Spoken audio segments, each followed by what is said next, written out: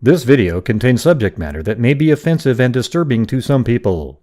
If you are the type to require a warning throughout a video or show, let this message serve as your warning. This channel discusses the harsh reality of true crime. If this warning is not sufficient for you, consider a different genre and unsubscribe from my channel immediately.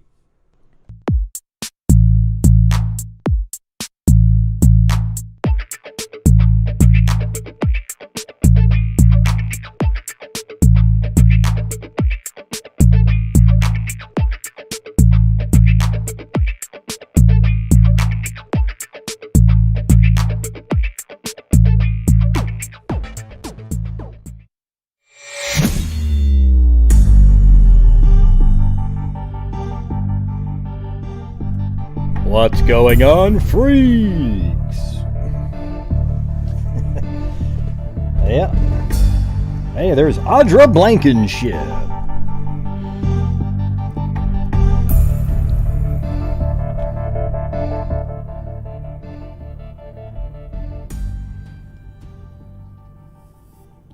Yeah. Gonna get back to the true crime. I was trying to have last night be true crime, but kind of got into political stuff at the end. Let me get the chat on the screen there. Hold on. You have to put this little URL in there every time. There you go. Thanks, Barbara Smith. Yeah, by the way, you guys remember the Jacob Blake case? The one that started a whole bunch of riots, and the NBA canceled their games. Yeah. Well, it turns out on ABC News tonight that when the police tased him, he landed on top of one of the officers and he dropped his knife. So then he picked up his knife and he said he just wanted to put it back in the car so that he could.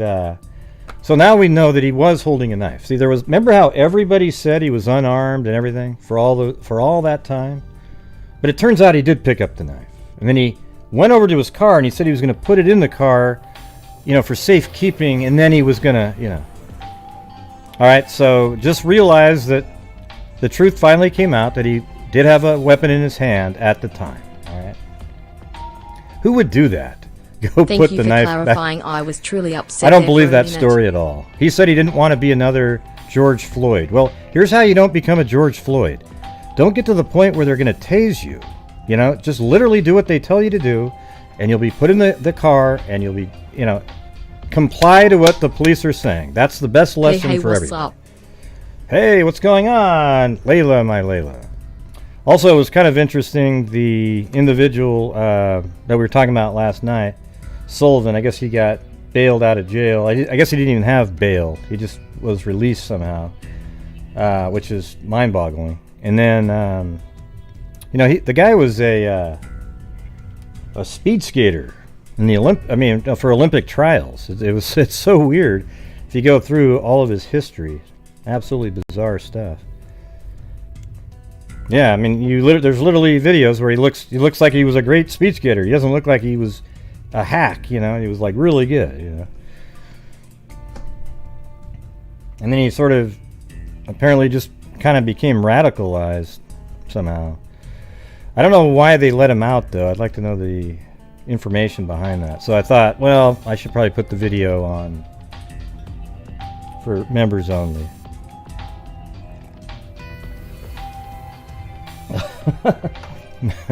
Well, thanks, Barbara Smith. Wow. I have to go back to bed. Well, you're dealing with the coronavirus, Barbara? You're going to got to get through it.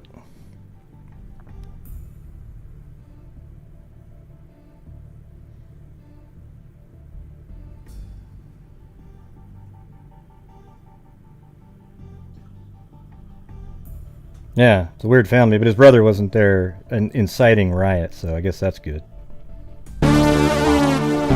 There it is, everybody!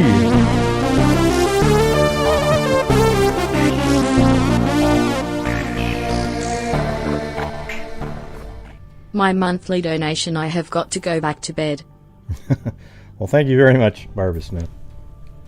Very cool. All right. I don't think there was anything else like that. All right. So there's a little bit more information on the bodies in the cement from yesterday. You remember that we were talking about? Human remains of at least one person were found Thursday, buried in a duplex home on Columbus West Side. The U.S. Attorney's Office confirmed late Thursday. There may be at least one more person buried in the basement floor at 2448 Sullivan Avenue. The dispatch has learned. So there might be another person buried there. The victims are believed to have been killed by individuals connected with a drug trafficking operation, then covered in concrete as part of a new slab poured in the basement. I wonder how they found out about that. Columbus police and Homeland Security agents arrived around 11 p.m. Wednesday with a search warrant, which is located, well, they're just saying what is it, 2448 Sullivan Avenue. 2 dump trucks were parked in the rear of the property amid a bunch of other items and storage shed at the property is surrounded by a large fence. So, yeah, we already looked at that yesterday. I wonder when that cement was poured. It'd be weird if... Is this the Hughes Gray Show? It Hello, is. all freaks. Hey, it's Billy Boy Blue. Are you feeling better now?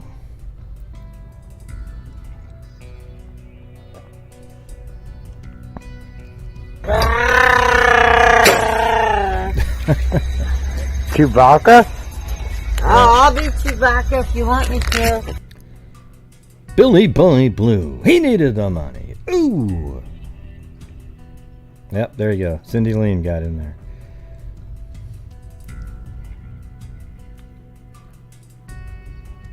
Good. Is it pretty crappy like some people say it is? Some people don't feel a damn thing. Some people have mild, and some people it really hits them pretty hard.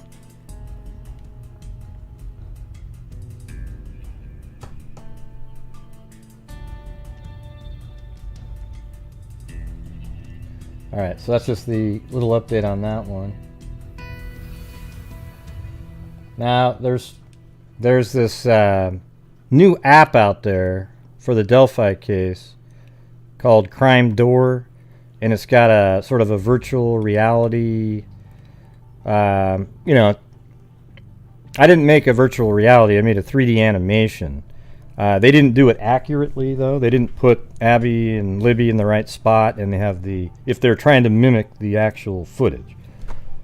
Okay, I think it brings attention to the case. It's just, it's not going to help solve anything, though. That's the thing. Right there, you're seeing it on the screen. See that? I mean, it's really cool technology. Like, I don't know if they went there with a scanner or just made a bridge that kind of looked like it. I don't know if there's that many holes in it. The suspect was actually more up by that platform over there. And so this might be where, if you have the app, you can actually move around and walk on it. And they were actually off the end of the bridge. Right? So I don't know how this was all created, if somebody just made it in a virtual program or something like that. But there's actually a drop-off right there that they don't seem to have put. And, Libby was standing down below, and that's how you get the shots that are out there. And that's probably the down the hill part. And, I don't know. Oh, look at that. They actually have on the phone the video still there. That's interesting. But, yeah. Yeah, and he wasn't that close to the rail either. He was standing out there. So anyways, there's a lot of errors in it, but if it brings attention to the case, good for them. Good for the case. Seems more like kind of like a PR deal. Now it's an app called Crime Door. It's similar to the 360-degree videos that I've made on other cases where you can actually look around. This one, though, but it's more like the video game that I made of the, let's see, what the, God, I can't remember, Jodi Arias case. I don't know if you ever saw that one, but I actually made a video game where you drop into it and you can walk through the hall, see him sitting there, walk around, open doors, and do all that. I just thought I'd give it a shot because I had already built the entire bathroom. I know, it's like, why not just, if you're going to do something like that, make it accurate. It's just, I get so frustrated with this. I mean, it's not like way off, you know, but they were off the end of the bridge. They weren't on the bridge anymore. And the bridge guy was actually, you know, the suspect was like another 20 feet, 30 feet away at the time. But, you know, if it gets out there and everybody's like, oh, wow, yeah, wow, you know, and they get really into the case, more people. And another problem is that doesn't look like the suspect at all, the individual that's in there. So what, and I'm trying to figure out, other than giving it publicity, how does it help figure out something? I think the main thing is just more eyes will start looking into the case. You get it? I think it's just more of a little bit of a PR deal. I know that, you know, Kelsey is working with them and everything like that, which is cool. But anyways, I don't really know what to think about it, to be honest with you. I think my video that I've made with the animations completely serves the same purpose with actual real footage of the bridge, right? You just can't look around and stuff, but that's actually a virtual world. It's not real. So, all right.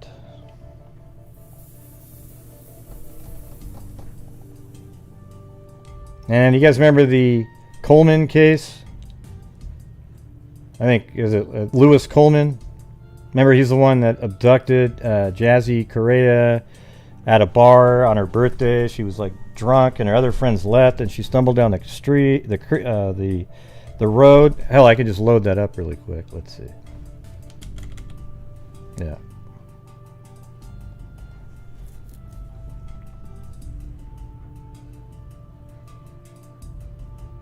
Yeah, so she was at this club venue right here downtown.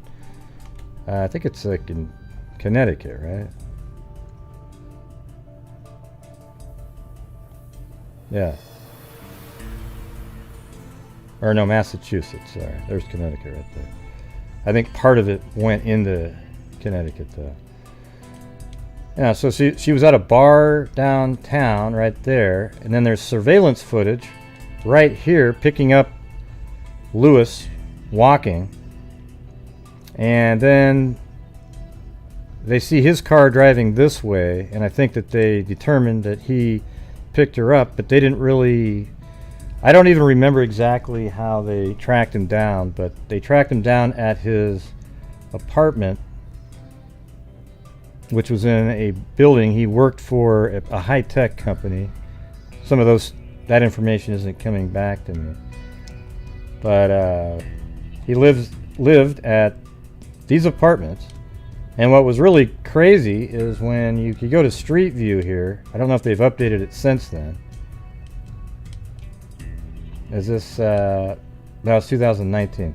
So in 2017 was the Street View at one point.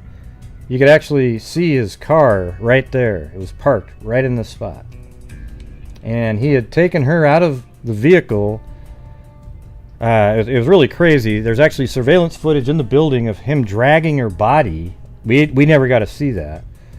And then he brings her into the apartment. Then he leaves and buys all this material to basically make her disappear. You know, he's going to like chop her up and stuff. And I think he just gave that up, put her in a suitcase, then placed her in the back of his vehicle, and then drove away. And then police ended up arresting him. Let's see. Yeah, way over here. Right on this off-ramp right here. He was pulled over right there. And, you know, he crossed state lines, so he's actually eligible for the death penalty. And here's the story. Nearly 2 years after the shocking murder of 23-year-old Jazzy Correa, there is still no decision if federal prosecutors intend to seek the death penalty against Lewis Coleman, the man accused of kidnapping and killing killing her. Prosecutors allege Coleman picked up Correa outside a nightclub in Boston. Boston's Theater District, February 2019, at closing time. The two did not know each other at all. Surveillance video recorded hours later allegedly shows Coleman carrying Correa's lifeless body into his Providence, Rhode Island apartment. Days later, Correa's body was found in the trunk of his car during a traffic stop in Delaware. Yeah, I don't know remember if that was just random or not. Louis Coleman is charged with federal kidnapping resulting in the death, which carries a possible death penalty sentence. So, anyways, I don't even really know. The update was just he could get the death penalty, but they haven't ruled on it yet. That was a wild story. You guys should go back and watch those shows. I don't know if I put Jassy Correa, Correia, or Louis Coleman. I'm sure Louis Coleman's in the title. So you go check those ones out. Pretty wild stories. I mean, we had it all figured out. You know, it's pretty cool. Alright. And then in the case of the burnt out house with the body in the freezer, it says tattoo could help identify body found in freezer. Yeah, it says deputies are asking the public to help identify a body that was discovered in a freezer on January 3rd. The body was discovered at a Norway residence by a group of teens, and here's the tattoo that was found on the body that was in there. I mean, that should be absolutely, somebody should recognize that. That's very detailed, and somebody should know who that is. Don't you think?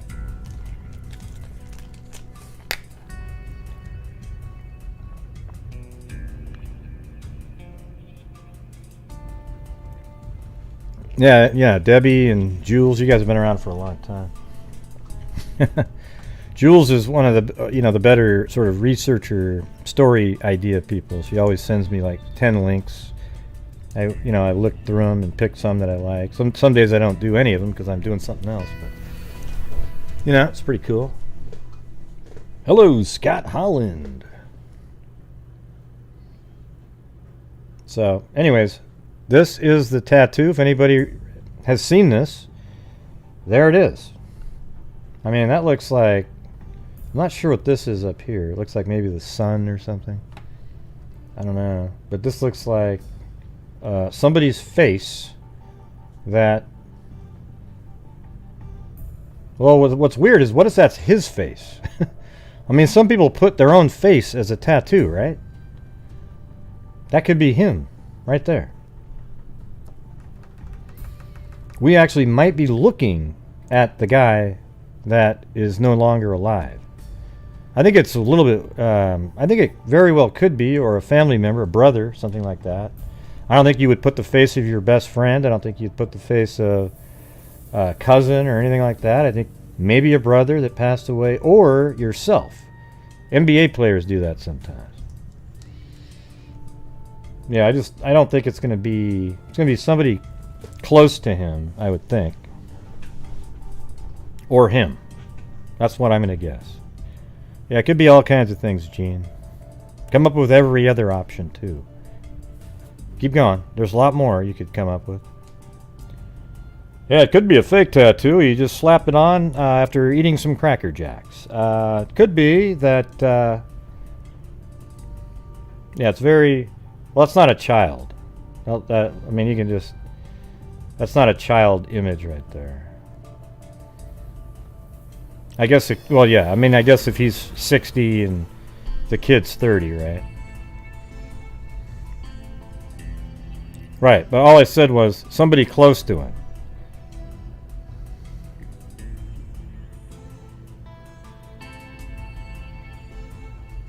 Right, so like all the subsets of being close to him, we don't need to type in. You know what I mean? It's like somebody close to him, right?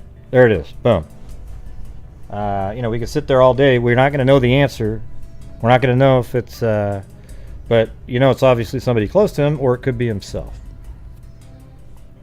And I bet you you know, this might be, you know, obviously a photograph was used to make it.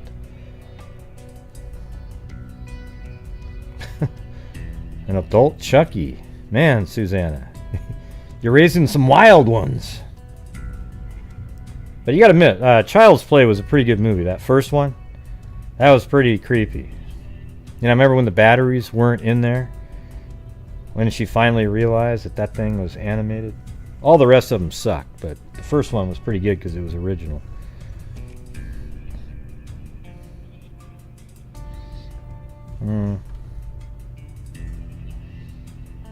We have a distinct tattoo and also a clothing description that we're hoping can be used. If anyone recognized any part of the description, please get in touch with us. The clothing the victim was wearing were size 34, PacSun, blue denim, stacked skinny jeans. That doesn't sound like a dad. A short sleeve t-shirt and a brown belt.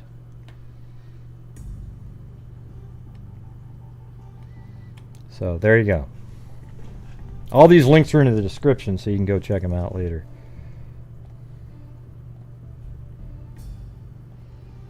Okay, now this is sort of a news story right now. Really crazy stuff. Murder that was caught on scene here in what may be a horrible murder that was caught on video. I'll explain that in a moment. First, let's set up the scene for you. What we know finally so found far. the spot. Here's some video from a little earlier where we're at right now. This is Hoover Street underneath the 22 freeway. It was at the side of the 22 freeway off of Hoover Street near a canal where a woman's body, a woman we're told was in her 20s or 30s, was found this morning at around 9:30. After it was found, the Westminster police were called, but it was determined it was California Highway Patrol territory, so CHP took over. Since we last reported to you at 3 p.m., we have seen some video, some surveillance video in the area that appears to show this homicide as it happened. We're not going to show you the video or that portion of the video, of course. We don't want some of it was just too awful to show, but let me set it up for you before we show you what we do have or what we will show you right now. The part we're going to show you right now, just before you see this part, the video appears to show somebody dragging the body into that area where the body was found. Then as the video picks up, we're going to show you now. We'll do that for you right now. We can show you the video now. So the hand raises, someone raised their arm, and we freeze the video because we don't want to show you the next part. But after the arm is raised, you see... See, I just hate this. Okay, you guys get to see it, but we don't get to because you're so much better at sort of dealing with it. Repeated strikes to something or someone, and you hear audio of that. We're not playing it for you, not showing it to you because quite frankly it's just too awful to see and hear. We just wanted to set up for you so you understand what this investigation entails, why they are still here, why there were so many investigators on scene trying to find... Sounds like he's like held her down and just started stabbing her or something like that. You know, the guy that's telling the story, he shouldn't ever watch him, but he should let everybody else do it because he seems like he got really disturbed by it. Now, yeah, it's disturbing, but I can easily watch those kind of things because we've been doing this stuff for years. Find out what happened. Now, the California Highway Patrol is the lead investigative agency on this case. It's the Westminster office. So if you know anything, they're still out there looking for whoever is responsible for this. We don't have an identity on the woman who was killed here at this point, but they're still working on it, still on scene, still trying to figure out who was responsible for this. Now, you saw the little bit of the video we did show you there. You can't make out who the person was. It was dark, it was grainy, but it clearly does appear to show something happening there. So investigators working with that, working with other information, trying to track who's ever responsible. Of course, we don't know who's found. Then as the... Here, let's see if we can figure that part out. So I finally ended up finding the spot. Hold on. Took forever because there's a whole bunch of different Hoovers and Highway 22 crap. But I ended up finding it right here. It took a while. I actually used a couple different names. But there it is. As a matter of fact, it almost looks exactly the same at this point. And this is where they are seen. I'm trying to figure out what we're looking at there, though. If we go back here a little bit, I'll show you where they're at. We'll do that. Where we're at right now, this is... I mean, that's literally exactly where I am. Hoover Street, underneath... See what? So you got that right there, and even that little plate thing, and See, there you go. Right there, there. Slanted hill. Those two trees, so yeah, 100%. Yeah. So that means the tape is right there. And now we just gotta try to figure out where that video is taken from.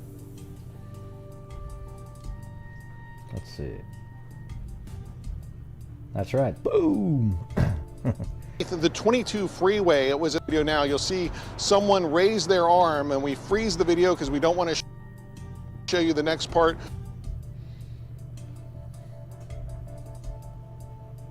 Yeah, it's weird. It seems like that would have been filming. I wonder if the camera's like right up here or something.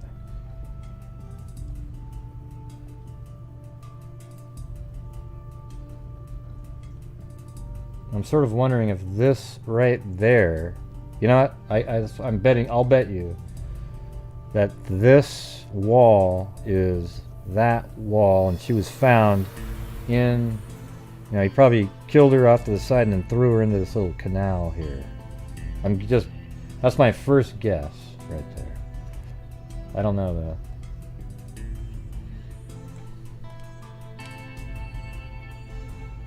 Could also, well, no, it could actually be like this. Right here, right? Hold on.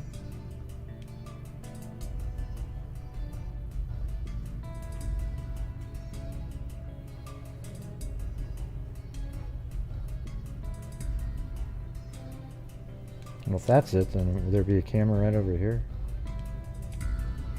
Because this street view here is 2019.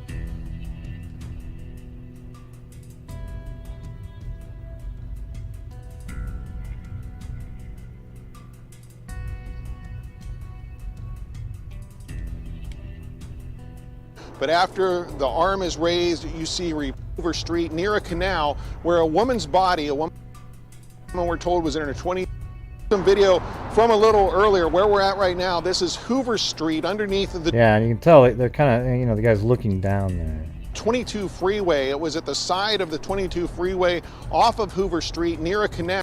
All right, so there's the dumping sign. He's taking a picture probably of her body on the ground. There's be nothing else to be taking pictures of. Okay, so there's the sign, and there it is right there. Okay.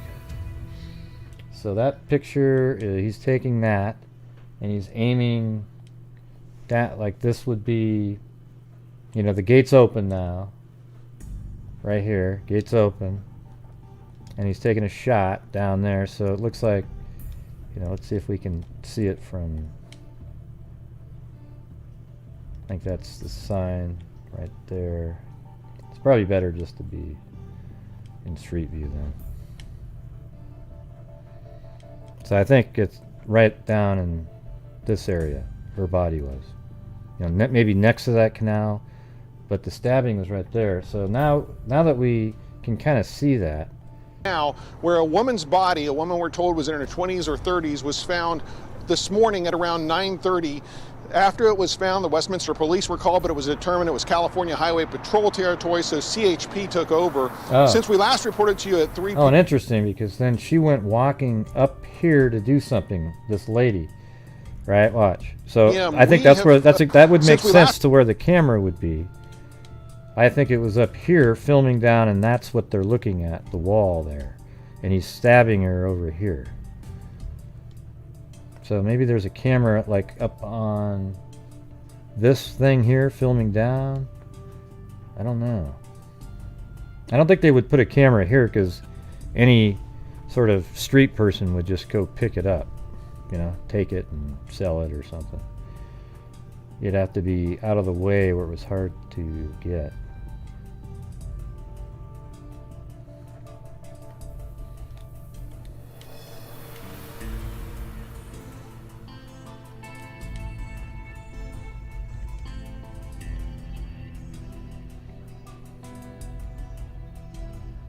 Yeah.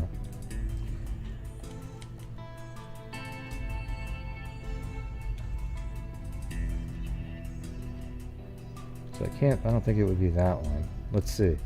Does it make sense? See, that does look like that could be the fence though. Just looking at that Last shot. reported to you at 3 p.m. We have seen some video, some surveillance video in the area that appears to show this homicide as it happened. We're not going to show you the video No, I or don't that think it's portion of the almost video. good. Of course, we don't want it, some of it was just too awful to show. But let me set it up for you before we get into that area. Picks up. We're going to show you now. We'll do that for you right now. We can show you the video now. You'll see someone raise their arm, and we freeze the video because we don't want to show you the next part. But after the arm is raised, you see repeated strikes to something or someone, and you hear audio of that. We're not playing it for you, not showing it to you because quite frankly it's just too awful to see and hear. We just wanted to set up for you so you see, understand what this investigation entails, why they are still here, why there were so many investigators on scene trying to find out what happened. Now, the California Highway Patrol is the lead investigative agency on this case. It's the Westminster office. So if you know anything, they're still out there looking for whoever is responsible for this. We don't have an identity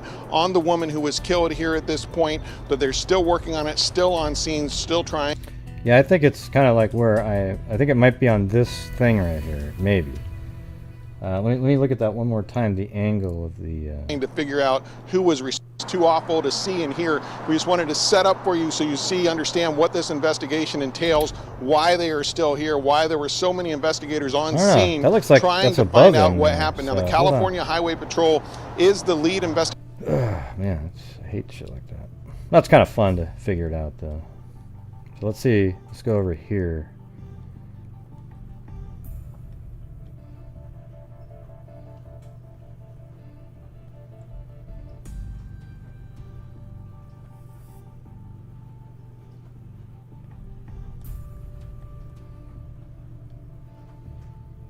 I guess, what about like this house over here, maybe?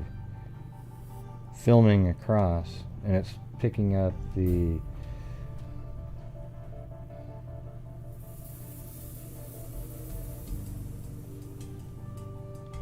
And then you got that. Could definitely be right there. And it's filming the part that you see here could be the other side of the canal, maybe. Because when I was looking at the canal from above, it looked like it could look like that. Although that side doesn't look like that. That side does. But yeah. Weird one. Yes, everybody hit that like button. And by the way, can you guys make sure that you put comments? I know that a lot of you do it more, but we need to have more comments. Like a couple of the later videos, not last night, but the one they get like 8, you know. that doesn't work. I know that I'm so thorough that you don't have any questions at the end, you know. But it'd be cool to actually get more comments. Everyone, I forget to say that a lot. Most YouTubers say, "Hey, and don't forget to leave a comment and hit the like button," that kind of thing.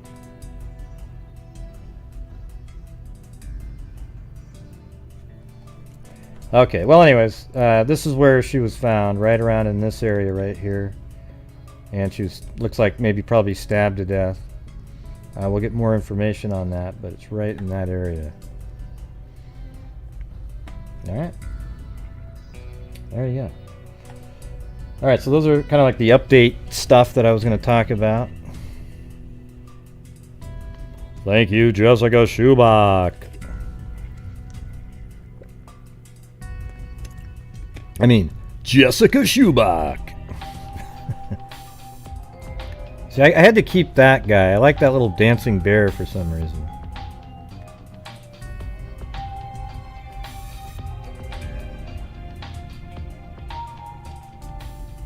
I want to see the Chewbacca emoji. Smiley face.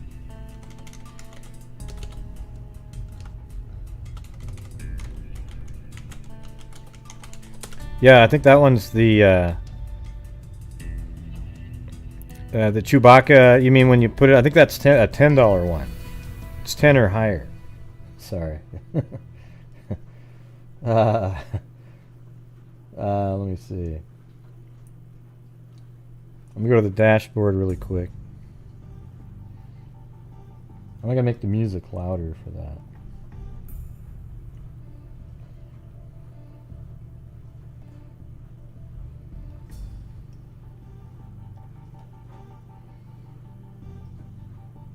Oh wait, maybe I can do it just for you. I'll test it. Here we go. There we go. Chewbacca? There you go, just for you. I'll be Chewbacca if you want me to. This is a test super chat alert for $10. There we go. That was a test.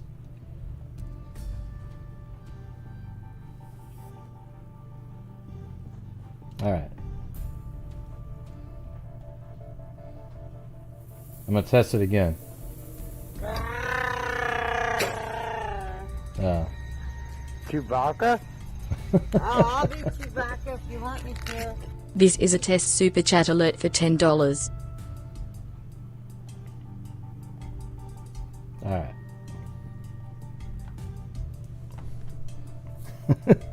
That was me, man. I'm gonna make my own animation GIFs for that. Okay. So there was another. Let me go. We're gonna go back in time here. Looks like they made an arrest in a case, but this was back in 1998 in Indiana, Martinsville. Police find 3 bodies in Hammond home pickup. Hammond police suspect.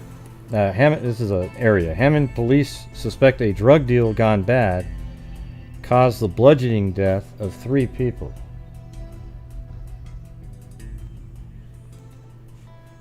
Let's see. 3 people whose bodies were found Sunday amid crack pipes and empty plastic bags in a dirty home. Police found the bodies of Elva Tamez, a woman with prior drug arrests, and 2 men in the living room of the house Tamez shared with her boyfriend on the city north side. Police found the bodies about 11:47 a.m. after one of the victims' mothers received an anonymous phone call saying her son might be in trouble at the house. The 3 victims were bludgeoned to death. 3 of the living room walls were splattered with blood. Wow, man. Cast off, probably just. As was part of the room's ceiling, and police removed several objects that could have been used as weapons.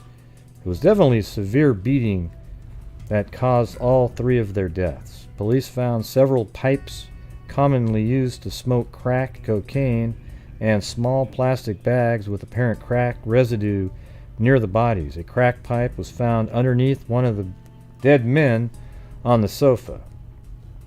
Officer Brian Miller said detectives were looking into a possible drug deal gone bad as a motive in the slayings. He said detectives would not comment on whether they believe more than one suspect was involved. Right. Then, same day, bodies were found amid crack pipe, same story. So this one's the following day. No leads. Police are looking to the public for help in solving Sunday's triple homicide. Detectives have several theories on why the murder occurred, but they decline to speak publicly about the direction the investigation may take. Yes, everybody, hit that subscribe button if you haven't subscribed, and then hit the notification bell. So you just subscribe, hit that notification bell, and then hit it again. All right. Let me show you how that one works. It's right here, watch. So you hit the subscribe button, then the bell there, you see, and then the other bell to make it look like that. All right? Sound good? All right, one more time. Subscribe bell, then the all button so it looks like that. Awesome, huh?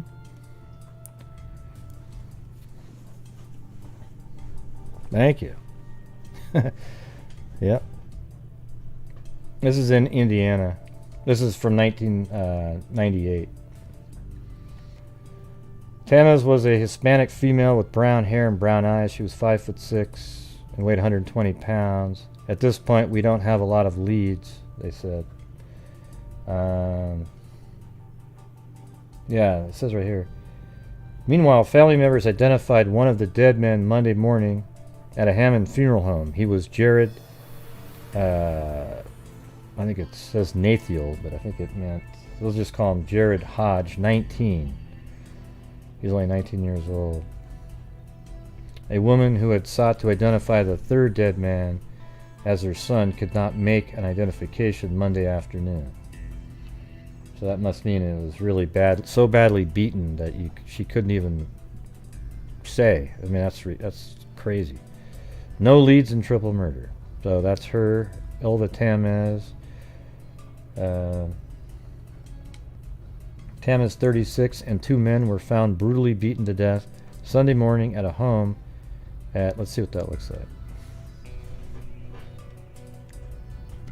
4604 Torrance Avenue, Hammond, Indiana, right there.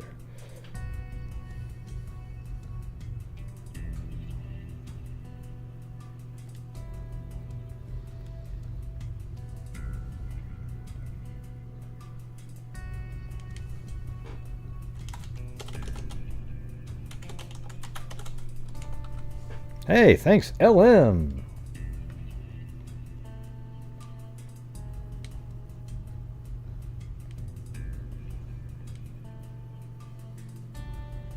So right in that house. It's crazy. And you can just tell by looking at it that that's the same house.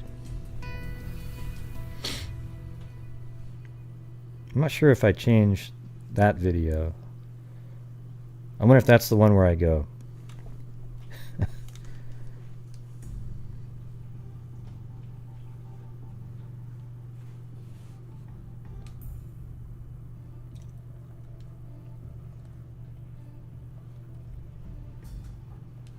Okay, the spokesman said police want anyone who may have seen her between late Friday night and 6 a.m. Sunday to contact detectives. Tamez was a Hispanic female with brown hair, brown eyes. She was 5'6" and weighed 120 pounds. At this point, we don't have a lot of leads, Miller said. We have also been hampered by not having any investigators, what am I saying? Identification on the third victim. It's very difficult to do a homicide investigation unless investigators have determined who the last in the victim's company and who all the victims are. So it was Jared Hodge is the other one. Actually, let me read some of that other stuff. Miller said the third victim was an African American male in his late teens or early 20s, 6'1" and 200 pounds. He had a medium complexion. Are we frozen?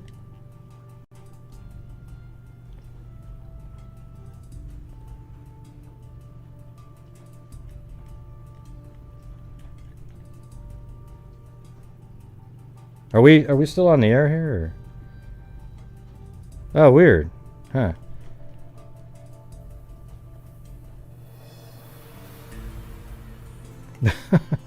I'm totally confused. Didn't LM just do a super chat a second ago? Because now everything's gone on my screen. Like everything, all of the chat conversation for the entire show is missing. Other than I can see Jessica Shoebox up there where she says, I want to see Chewy. But didn't LM just put in a super chat? Ah, weird. It just disappeared for me. Type something in, LM. Let me see if I can see it.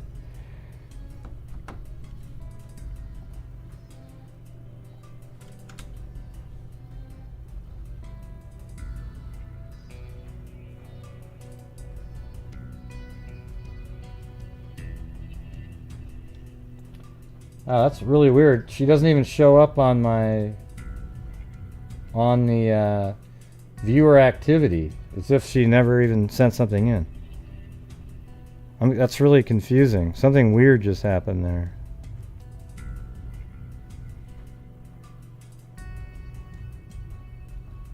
Wow.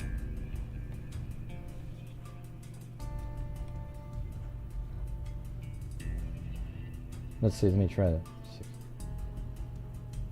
Oh yeah, well it looks like it put it in the numbers, but she doesn't show up in the viewer activity. Can you guys see any of her comments? Right, we could all see comments, but she just sort of disappeared. Like just poof. Yeah, I saw the $24.99 one.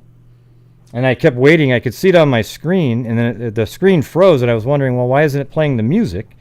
And then I refreshed the screen, and her comment was it was gone. I wonder if she's trying to... If you're out there, LM, and you're listening, maybe try signing out of Google and then back into Google and then commenting. Right, yeah, I don't see her now, but she definitely was there. I saw her.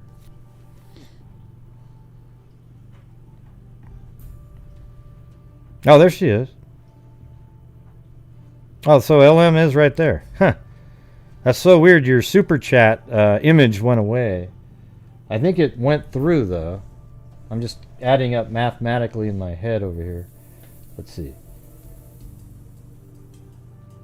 Yeah, definitely went through. So I don't know. Really strange. So you guys can't see LM? Some of you can't see her, huh? It's bizarre.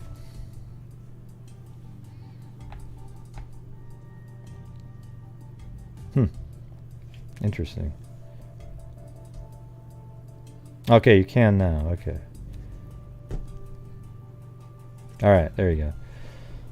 Alright, anyways, let's go back to this. I don't know what happened to that super chat, though. She didn't even get the music. Well, thank you anyways, LM, and maybe later I'll have to try to remember, because now it doesn't show up on the screen that I would normally read it from. Weird. Okay, so meanwhile, family members identified one of the dead men Monday morning at a Hammond funeral home. He was Jared Hodge. And then, okay, all three victims were found near drug paraphernalia. And on the 21st, slaying victim identified. Police have identified the third victim of a triple homicide as a teenager from Calumet City, Illinois. Timothy Ross, 18. Was identified by his relatives Tuesday. He and Tamez, 36, of Hammond, and Jared Hodge, 18. So, two 18-year-olds and a 36-year-old were found bludgeoned to death in a house Sunday. The bodies were found amid crack pipes.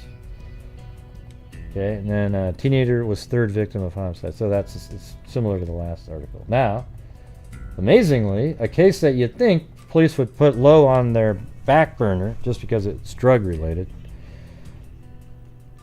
A pair charged in 1998 Hammond triple murder cold case. Oh man. Thanking new DNA technology, the Hammond police on Wednesday announced two men have been charged in the death of a woman and two teens in 1998. James H.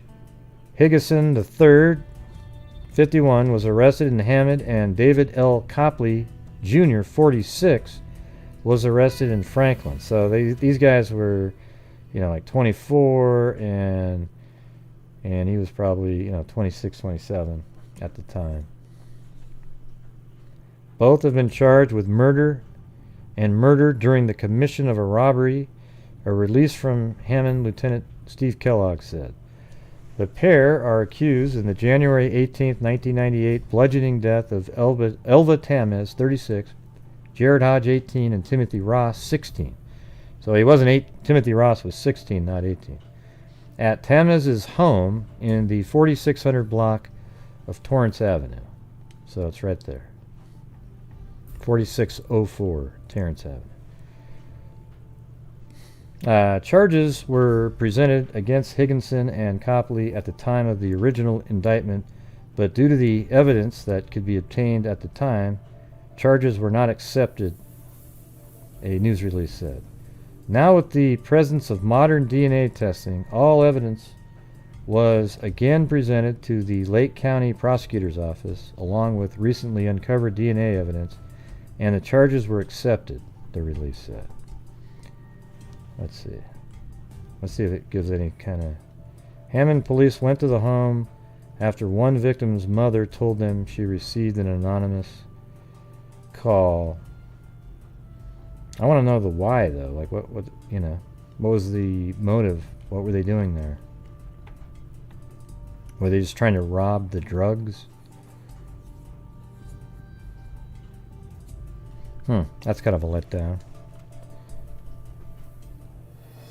So that's the allowed picture at the police. I'm pretty sure they're going to tell you, hey, you need to open your eyes, clown. I mean, make sure you have your eyes open, right? Doesn't that seem more likely?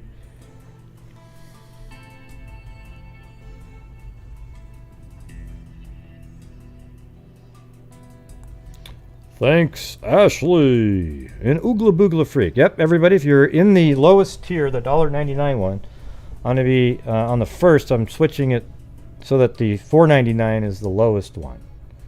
Okay. I've explained it multiple times. I don't know if you missed it. I apologize. Yeah. All right. Well, those are kind of like the shorter update cases. Now we're going to get on to the one. I mean, I'm not sure if I can even finish this one. Well, we'll see how it goes, but it's, you know, let me just show you on the screen here. Look at that. You know, that's one of the longest ones we've ever done. Okay. I don't know where Zozo is. She usually shows up for a minute. She's been pretty busy. She's on vacation.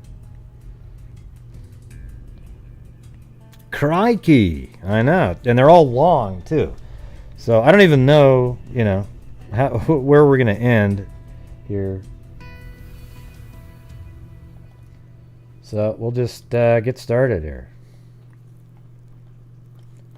I'm going to take my picture off the screen. Makes it easier.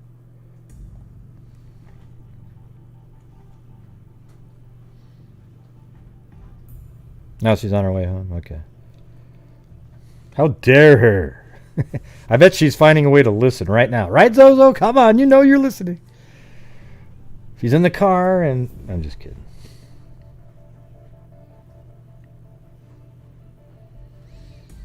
Oh, well, thanks, Jenny. Yeah, it's pretty difficult because what I have to do is I have to look...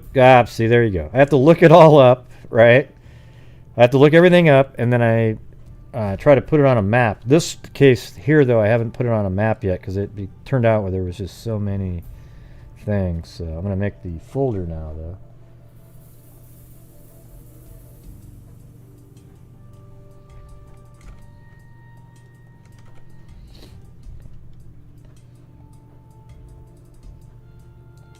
No, I had it right. There you go.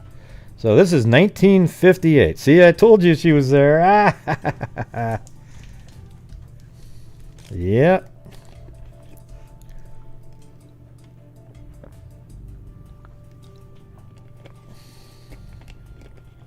I knew it. Can't fool me. Can't fool me.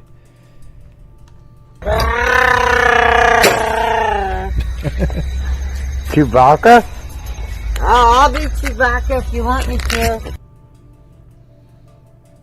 And I found this one. I just randomly typed in like an unsolved case from 1955 to 1975. And it popped up and I was like, And then it turns out it still hasn't been solved. So I thought, well, hell, let me take a look at it. And it turns out to be... Listen, I'm going to tell you that I think that this case might be the most detailed reporting case that I've ever seen. Just looking at, glancing down the article just at what they were going to be talking about. So I'm kind of excited to read it just to... I don't know how simple it's going to be to put things together or what, but it almost feels like, it might need a flow chart or something.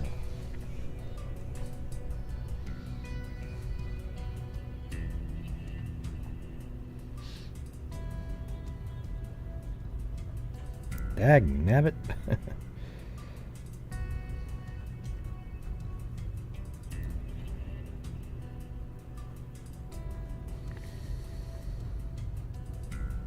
All right, are you guys ready to go?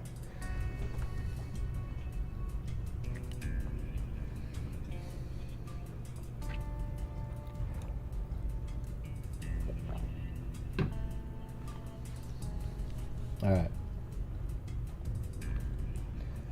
Well, here we go. Woman's body found by mate. Hey, look at that. They said the word mate in 1958 over here. Nobody does that now, though. That's Australian.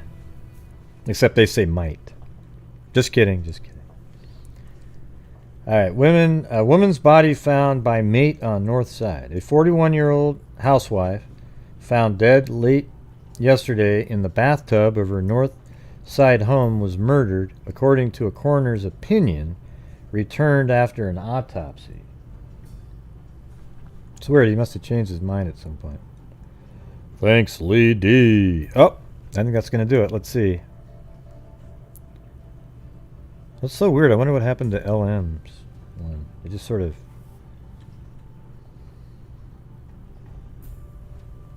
LM as in Element Open. Man, we actually had an Element Open last night.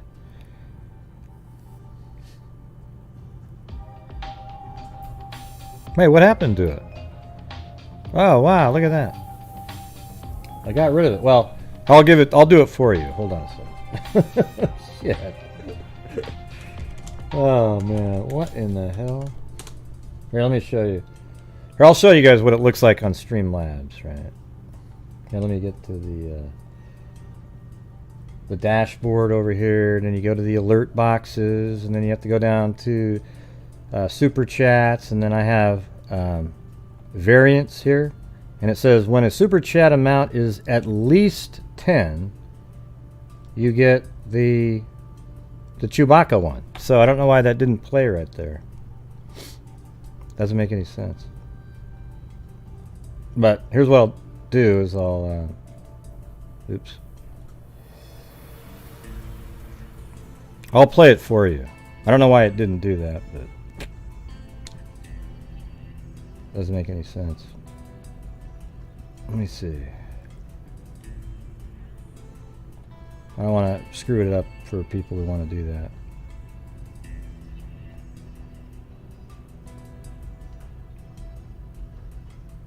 Yeah, and so did you get this one? No, look at, see, that other one should have been less too. Like, well, this one's 20 and above, so LMs would have got this one. Yeah.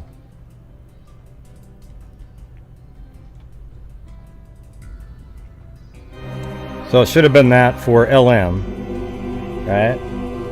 And you can see it on my screen. I'm hitting the test for $10 at This least is a test 10. super chat alert for $20. So there you go. There you go. There you go, Lee D. Chewbacca? I'm doing it for you I'll be anyway. Chewbacca if you want me to. This is a test super chat alert for Okay. $10. Now I think this is the one with the no. It's not. Weird. I don't even know which one has the... Is it this one? Oh, at least 5. Yeah, so that's the dancing baby one. I don't know why it did that for you.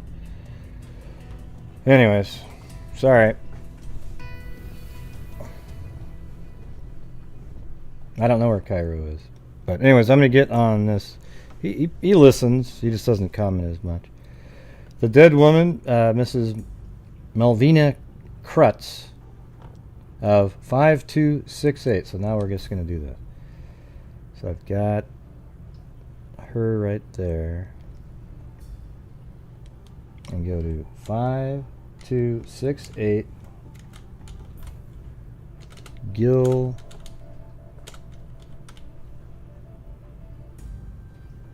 for there it is. I believe this is in, yeah, it's also in Indianapolis, Indiana.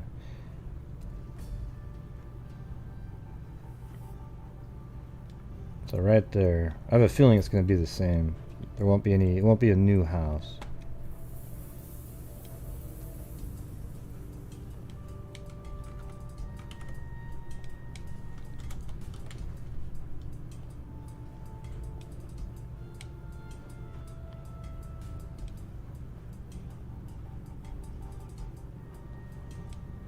Yeah.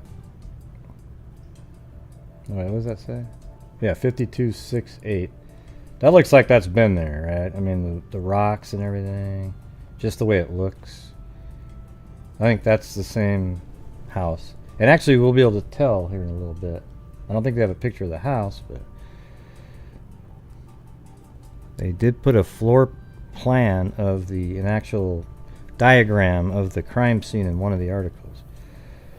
The dead woman, Miss Malvina Krutz of 5268 Guilford Avenue was discovered lying submerged in the tub of her by her husband, Charles E. Krutz, 48, when he returned from work shortly before 5 p.m.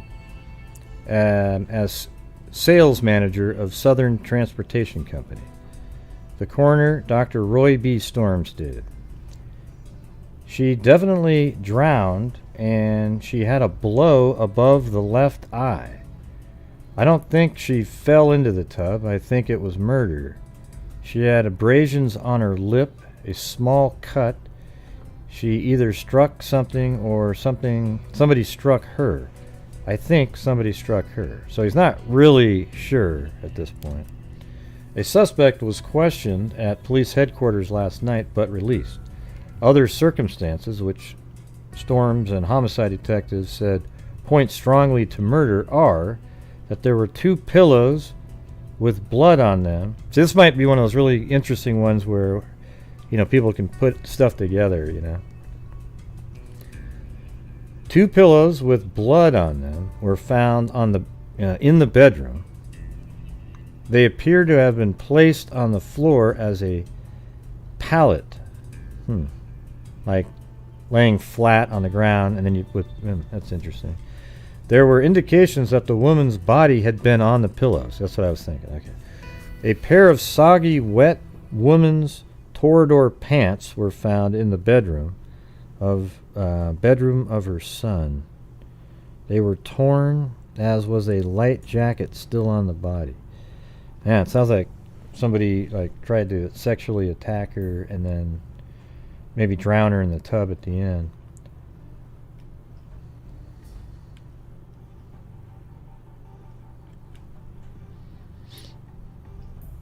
Thanks, Linda Howell, as in Linda Moldenhow of the Cattle Mutilations and Crop Circles. I should just make a sound effect for that.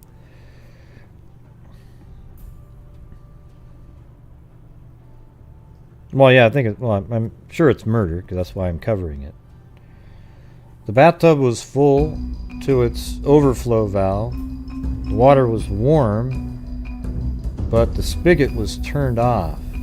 So, yeah, there you go. There you go. See, that proves it there, too. Awesome. See, freaks. Here we go. I mean, this is a alien, flying saucer, circle. Thank you. See, that's how you can tell right here that the reporting it's crazy. Like that kind of detail right there. Nobody has that now, right? So that there means that the spigot was turned off. So it's very unlikely at that point that she fell on her own. It's almost, it's weird because the spigot was turned off, but then it was filled to the overflow level. Like it was really full, and I don't know, and then she gets in there, and then that's interesting. So it was turned off. Most people would have it turned off before you get, you fill up the tub to a certain level, and then you get in it, right? But the water was still warm, so it was pretty recent. While these points indicated foul play, I don't think that the bathtub was full to its overflow valve. The water was warm, but the spigot was turned off. I don't think that there points to... If the water was still running and it was... yeah. I mean, that would be closer chance of maybe being an accident if the water was running, I think. Because it was like... man, that's a weird one. So far we've got 2 pillows. And they were, let's see, where were those again? 2 pillows with blood on them were found in the bedroom. They appear to have been placed on the floor as a pallet, and she was laid on that. There were indications that the woman's body had been on the pillows. So, was this after she died and then he put her there later? A pair of soggy, wet women's Torador pants were found in the bedroom of her son. So that's weird too. They were torn, as was a light jacket still on the body. Okay, hold on. I think we need to like do some kind of a. This one's got too much stuff. Let me. Or not too much. I don't mind it. So let's do the facts. Let's try something new here. So we'll say. So these are all bullet pointed anyways. 2 pillows, side by side, with blood, in bedroom.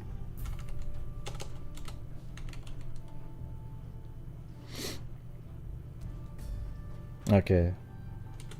There were indications that the woman's body was on pillows. A pair of soggy, wet pants found in son's bedroom. And then the bathtub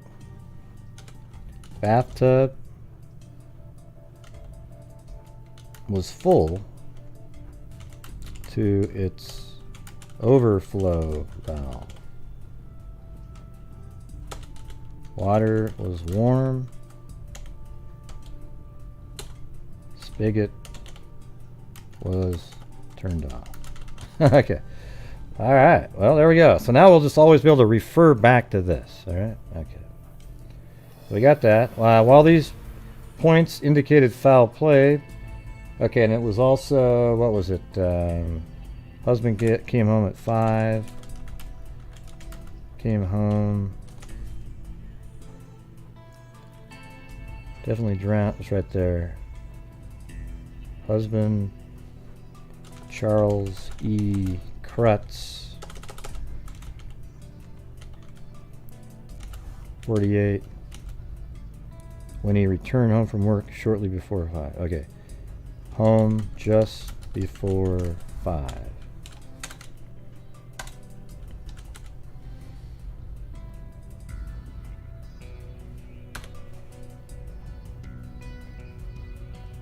Alright. And up here it's murdered according to coroner. The dead woman was discovered lying submerged in the tub by her husband. Okay. While these points indicated foul play, police said no motive was evident. The dead woman's husband said all money and jewelry in the house was accounted for. Her purse containing money was found hanging on the knob of the dining room door. Okay. Purse containing money hanging on dining room door.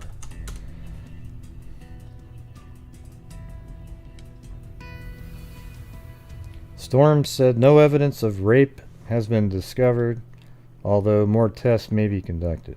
2 women told police inspector William Haig they saw a man run from the Krutz house and drive away in Miss Krutz's 1955 Buick. Okay, so then witness saw man run from house and drive away in Mrs. I mean, this article right here has more information than about 90% of the articles that come out today. Mrs. Krutz's 1955 Buick. Okay.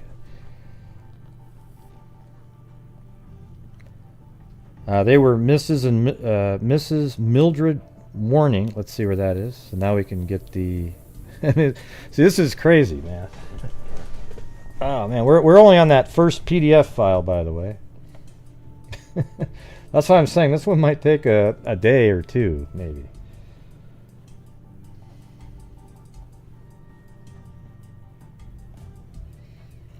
Okay, 5029. And it was 2 women that saw this. So 2 witnesses. 2 women witnesses.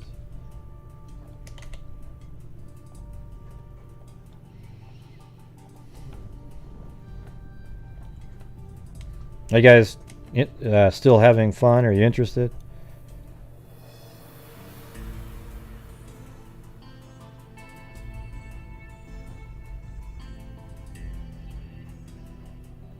Oh, cool. Awesome. Awesome, Amanda. That's good stuff. All right. Justice for DJ. Wee-hee-hoo. That's what I'm talking about. Of course, you did. You're the main one, but it's so cool that, like, we all kind of, helped out, get something done. Yeah, no problem. Well, thank you. That's awesome. Very cool. Very cool. I'm glad that I was able to play a role. Thank you, Gray and family, for all your help and support.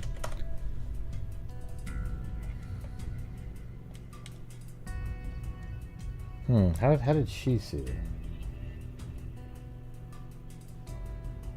Had gone to the house. Oh, so these are her friends, I guess. Weird. So they were just heading over there. Okay, so let's put that in there. This is Mildred. Warning is her name. Kind of a weird last name. And then the other friend lives at 155 East 49th Street. Ah, nope, that's not going to work. Let's try that again. I typed it in wrong. It's 1555. There you go.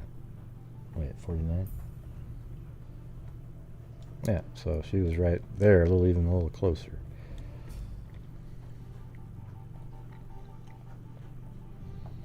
And this is, her name is Florence.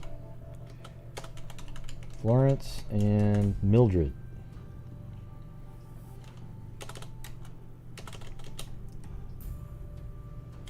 And her last name was Kubert.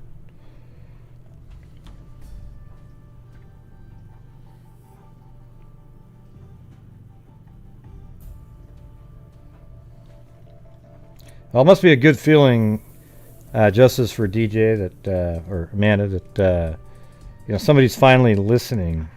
You finally got a prosecutor. I mean, I tell you what, man, just again, play him. I'm sure you've seen it by now, because that's probably how, I mean, the guy that called me up, the investigator, they'd watched my video, right? When you watch that one, there's no chance in hell that it's an accident. And in fact, it actually points very strongly at a, some kind of a, I don't know if you could put murder, as 100% provable, but you could definitely put something like reckless homicide, right? Because he literally, brought that gun to the scene, and, he pulls it out and it's loaded. Right, that's what I'm saying. Everybody knows that. If you want, I mean, I swear to God, if anybody out there that watched the video that I made, if you come out of that thinking it's a suicide, you're an idiot. Okay, I mean, just literally, technically, an idiot. Like, I mean, I would actually use that as a barometer of a. I know some people don't like that word, but man, that's an absolute truth there. Some people didn't have the interrogation information prior, though. So once you see that, then you know. Yeah, the ME's an idiot no matter how you look at it. So, all right, well, good news. Excellent.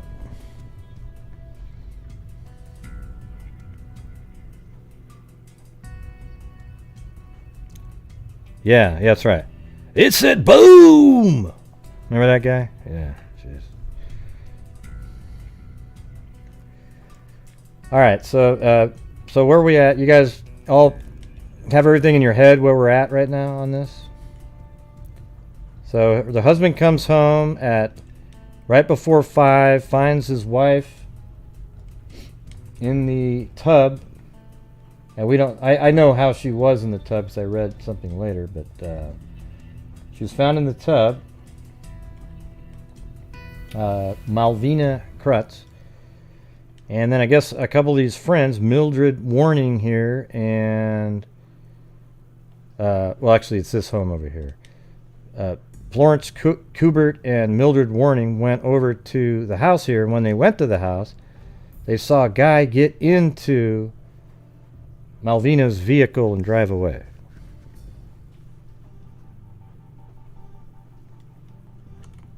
I'm going to change that to...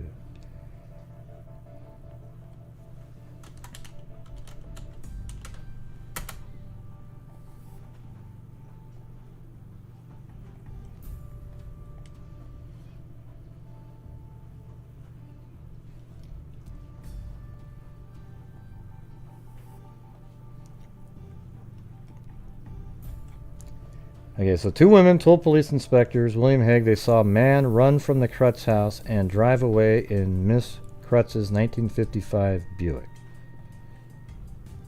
Saw a man run from the house and drive. Okay. Miss Warning said they had earlier plans to visit Miss Krutz. She said she phoned Miss Krutz at 12:45 p.m. to confirm the meeting. She said a man answered the telephone. Oh boy. But in the background, she heard Miss Krutz say, "Tell her not to pick me up today." Huh. God, wow, that's weird. Okay. Mrs. Krutz called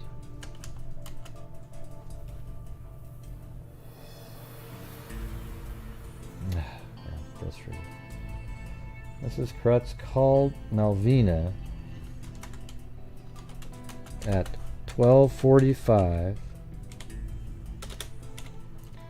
and a man answers. That's some crazy shit right there.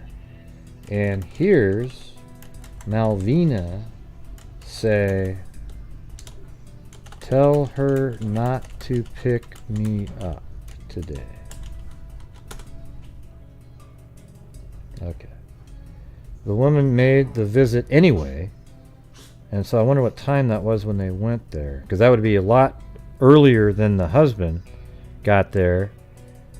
And if the guy had left, how was the water in the tub? I guess the water would still stay pretty warm, you know, for a while. The body's 98 degrees, and if the water was warmer than that, then that would cool down, and then eventually, you know, it might take a while to cool a bathtub down.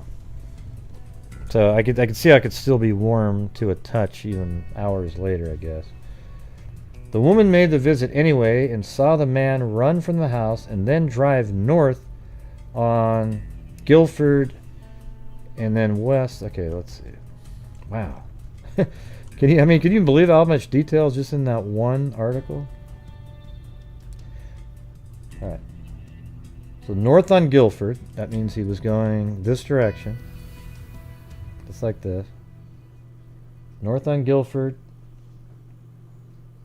And then west on 52nd Street, which is...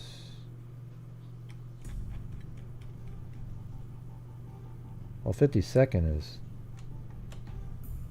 here. How's that possible? You mean south on...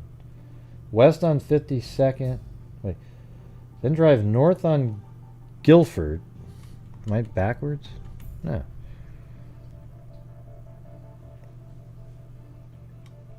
Well, if you drove north, I think they mean 53rd, right? I mean, how could it be 52nd? If you drive, well, it's either one, but you can't see here, right? So if the witnesses were here and saw her drive south, see how the road bends? You wouldn't know what direction they went. So I'm going to guess that there's an error in the article, and they're saying that drove the 53rd and then went west. So like that. That makes sense. That's sort of like, you know, just using logic. No, I just explained it to you, CSI. I don't need your help, though. Thank you. Can't stand that shit. Oh, man. All right. So there you go. I'm going to stick with this until later, unless something else changes. Yeah. All right. Because their house is right there. If you go north on Guilford, this is Guilford. It's this direction. And that's a west that you could easily see. If you went this way, it's not. It's definitely going to be 53rd. Well, it's not. Well, I don't think you're correct. Even if you live. Oh yeah, you live everywhere. Everybody lives. Yeah, I've seen it. Yeah. Let me just tell you this. It's 53rd. Okay, 52nd down here. The article has at least one error in it. No matter what you're going to tell me. Okay. Because if this is the house right there, and it says north on Guilford, that means it's this direction, right? And then it says, and then west on 52nd. Well, here's the thing. If you're on this street right here, and you drive south on Guilford, right? How would they even see that the car turned west? You can't. Okay, so we know that the article has an error, and it's 53rd Street. That's what I'm trying to talk about. There's at least one error. It's either it's either south and then west on 52nd, or it's north and west on 53rd, which makes a hell of a lot more sense because it's right in front of their face. Down here, they wouldn't sit there and keep watching a car, even if this was a straight road. I don't know if they would have kept staring at it and then seen it turn west. Right? Does that make sense? All right, great. All right, so Miss Warning and Miss Kubert went to the back door. See, I think through stuff, before I'm saying it, so I don't. That's what I'm saying. It gets frustrating. Miss Warning and Miss Kubert went to the back door. Police were told, found slightly ajar. Okay, so Miss Warning and Miss Kubert went to the back door. Police were told, found it slightly ajar.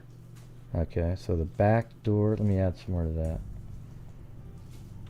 The car went north on Guilford.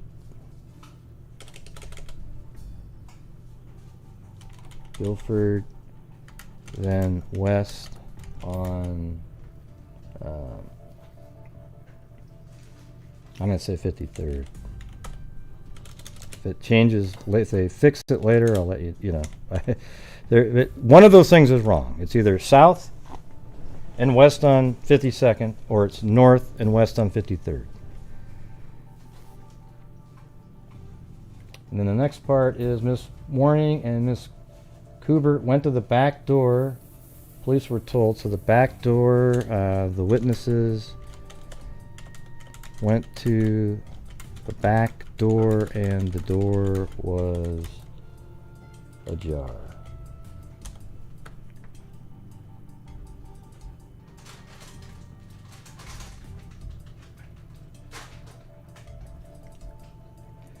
Yeah, let's see. Wrote Mrs. But it's 1958. 20 minutes. Wrote Miss Krutz a chiding note. Okay, let me. Oh, jeez. Man, look at this weird details that's in this. Miss Warning, kind of a strange name, and Miss Kubert went to the back door. Police were told, found it slightly ajar, and entered. They waited in the living room about 20 minutes, and then wrote Mrs. Krutz a chiding note and left when she failed to appear. Wow, so they sat in the house for 20 minutes while she's in the bathtub dead. That's insane.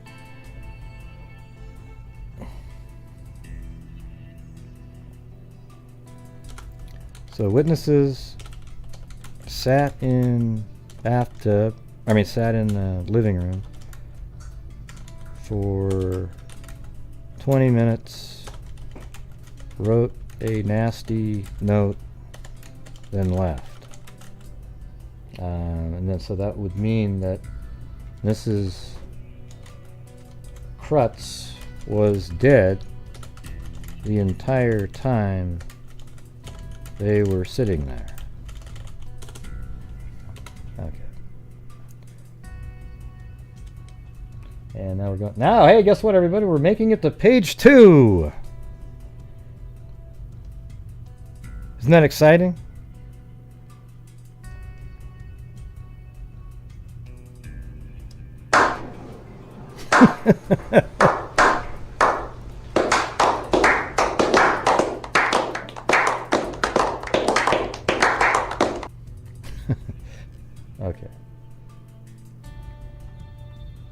Well, anyway, I know you were just trying to help CSI, but you're throwing me off because you weren't listening to the information that I was saying.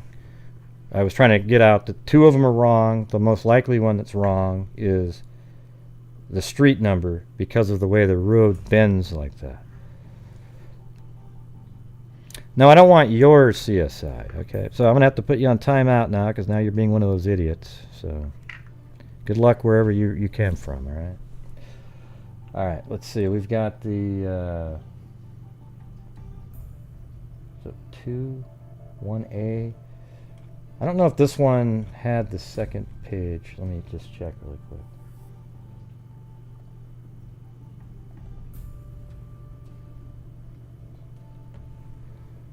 Hold on. I might have to go. I don't know where that second page went. I want to make sure I got the rest of that article. It looked like it was pretty good.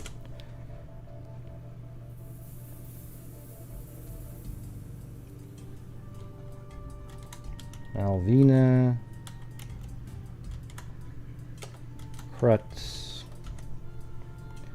Admore, paper location, Indiana, and it was 1958.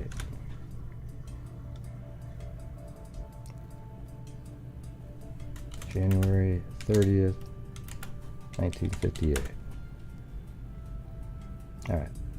And I think it was in the Palladium, let's see, Palladium item. Not that one. That's not the one I wanted.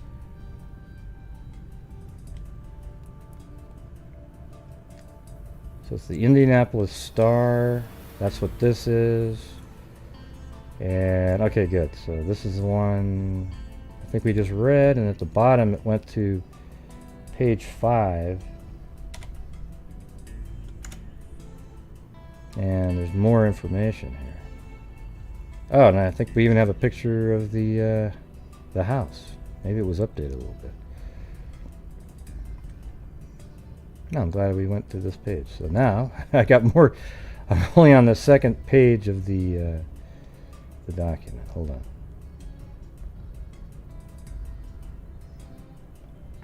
Got to save this out now. Sorry, guys. Are you guys still there? You're so quiet. Now, you guys are always saying what's in there. What I don't like is when I'm trying to explain something and then it's throwing people off. You know, that's the part that doesn't work.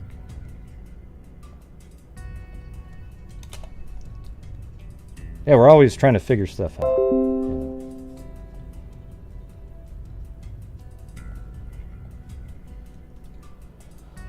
Oh, boy. Okay. Well, here was the second page.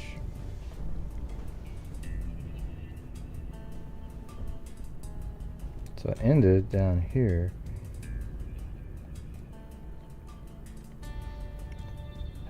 Miss warning. Okay, left when she failed to appear.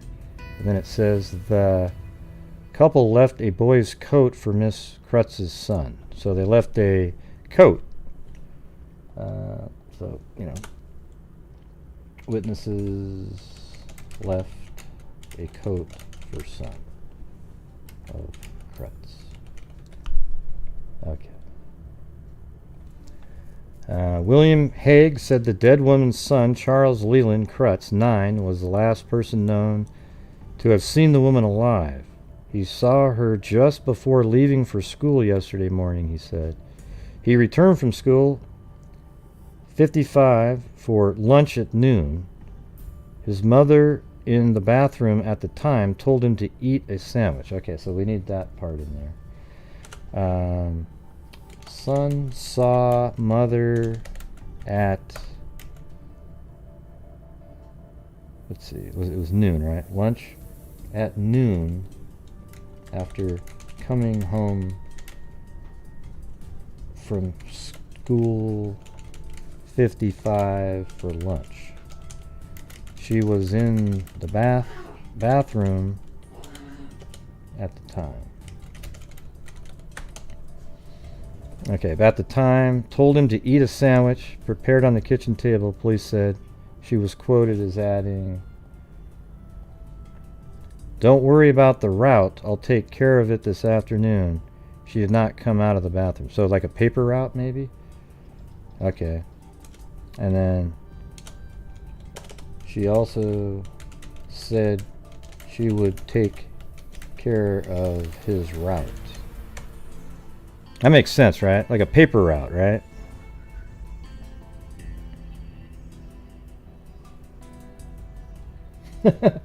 I know it's crazy, Jamie, how much information. I know, don't you wish it was like this? But the problem is these days they don't actually, they don't give any information to the reporters. It's ridiculous. All right, so that was probably a paper route. Don't worry about the route. I'll take care of it this afternoon. Police said Charles went back to school, returning home again after classes at 3:45. Wow. So he... Well, then, okay. So that means the friends must have came over there as well, right around that 12:30 time that was mentioned. All right, so then at 3:35, Charles, put the son, returns home from school. Man, I've already got like 20 different facts already. The boy's father told reporters he arrived at about 5 p.m. and found his son watching television. Asked him, "Hey, where's your mother?" The boy was quoted as saying he thought she was out delivering the papers. So there you go. So it was papers, right? Okay, and then so son watched TV thinking mom was delivering the papers when the father came home.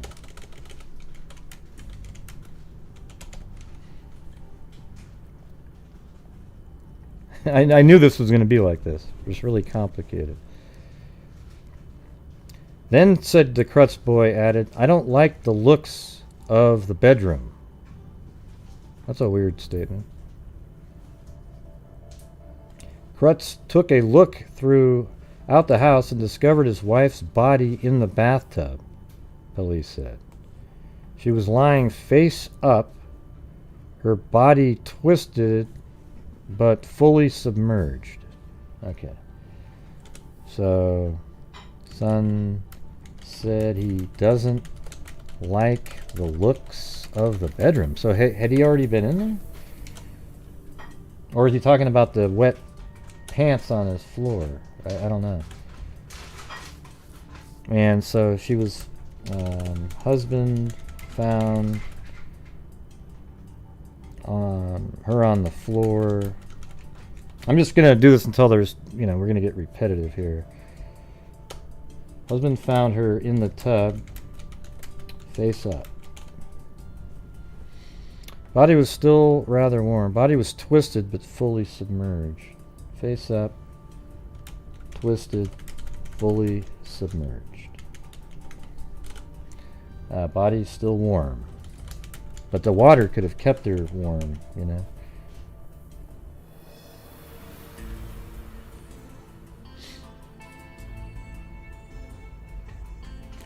Yeah, he might have gone into there already. Storm said the body was still rather warm when he arrived for investigation. So, twisted and submerged. Storms said the body was still rather warm when he arrived for the investigation. So it wasn't investigators found the body. Investigator Storm found... Okay, it's still warm. Behind the kitchen door leading to the basement, and let's see, the body was not stiff, so rather warm when he arrived for the investigation. Water on the tub was lukewarm. The body was not stiff, so that means, I think rigor mortis is like, 4 to 6 hours, something like that. Behind the kitchen door leading to the basement and the backyard. Oh my God, Zozo agrees, everybody. It's true now, we can just stop.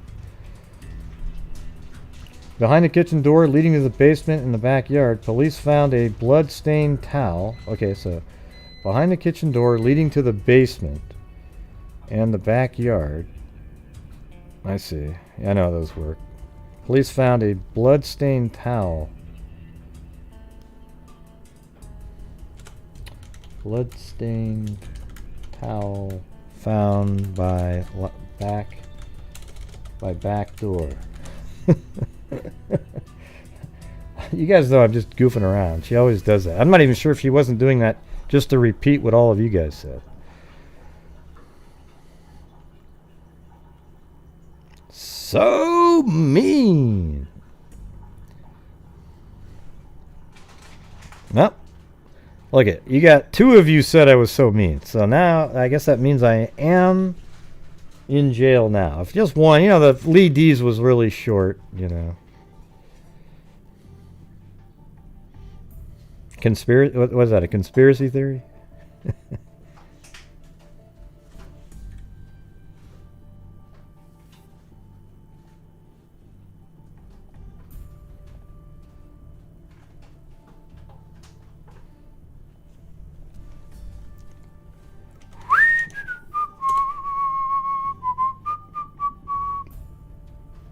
Darn it.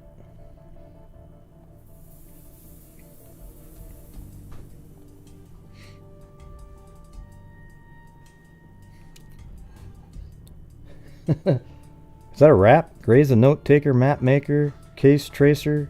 Don't you mess around with the... Is that what it is? Oh, hey, but you... Look at Chrissy already put in the bail money. So, Lee D, I'm out because yours was a little less. Now, had you put that in there... Anyways, thanks, Chrissy and Lee D. Oh, I just turned on the chat thing. Hopefully it caught some of it.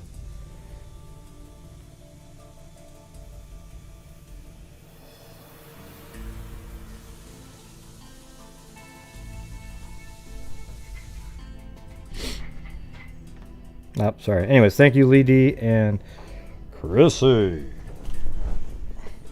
All right. Man, this is... So he said, I don't like the looks of the bedroom. The boy, Charles Krutz, said, I don't... There it is, it worked. I don't know why. I'll be Chewbacca if you want. You. Coffee and a cinnamon roll. All right. Thanks, Carolina T. I'll be doing well on the ride home. Not sure why that one worked and the other one didn't, but...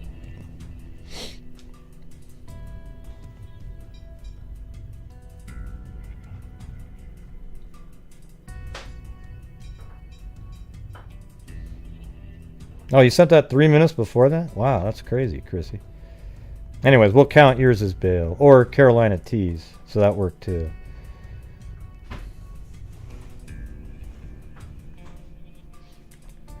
Hey, Gene, let's just go with what they're saying, okay? I mean, you always type in the things that are just really, you know. Hey, everybody, guess what? It probably not the son's actual words, but close, okay? Should really help us out there. Yeah, I'm just going to go with what he's saying here, and if it was different, we're never going to get to know that. And it won't matter because we'll never get to know what the actual words were. Right? So, I don't like the looks of the bedroom, he said. Krutz took a look through the house and discovered his wife's body in a bathtub. Police said she was lying face up, her body twisted but fully submerged. Storm said the body was still rather warm when he arrived for the investigation. Water in the tub was lukewarm. The body was not stiff. Behind the kitchen door leading to the basement and the backyard, police found a blood-stained towel. In the master bedroom, one pillow had been placed on the floor between the bed and the wall. Okay, so one pillow. One pillow had been placed on the floor between the bed and the wall. As for a pallet, said Storm. Okay, so now I have to go back, and I thought there was 2 pillows. So, one pillow. That's weird. That seems so opposite of what they said. One pillow between bed and wall with blood. Okay. The other pillow... Oh, there was another pillow. The other pillow was on the floor near the foot of the bed. Okay. One pillow by the foot of the bed. Both had mucus stains on them in addition to blood stain. Oh, so probably semen, right? I think that's probably what they were trying to... One pillow on the foot of the bed. Both with mucus stains and blood.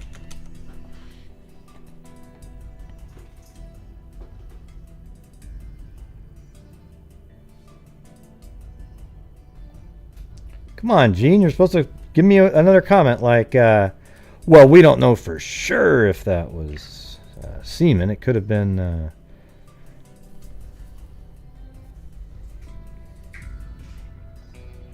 That's what I'm going to guess it is, though. What about you?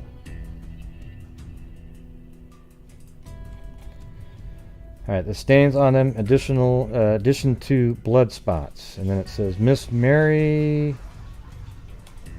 I think it adds right here. Owen, of a 49-year-old. Let me do this now. At 5264 Guilford Avenue. That's going to be right next to there. Yeah, right there. Describe the dead woman as a typical... let's see. And her name is... Mrs. Owen.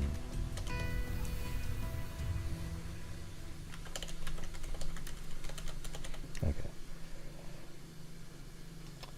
So, let me put this back over here. She's a typical Southern of warm and friendly nature. Miss Krutz had a back ailment, friend said. Haig said an alarm is out for Mrs. Krutz's car, a 1955 Buick hardtop, painted two-tone, white over gray. So I guess I need that in there now.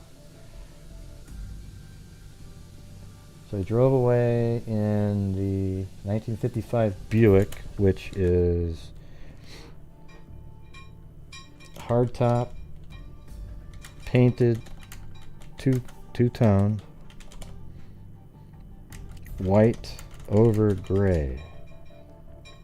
And I guess we can license AL-4262. Yeah. Services for Miss Kratz are to be arranged by... Okay, so we got through... Hey, everybody, we got through the first newspaper.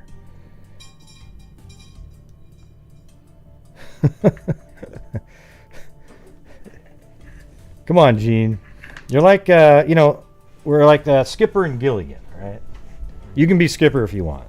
I'll be the one that goes, doop!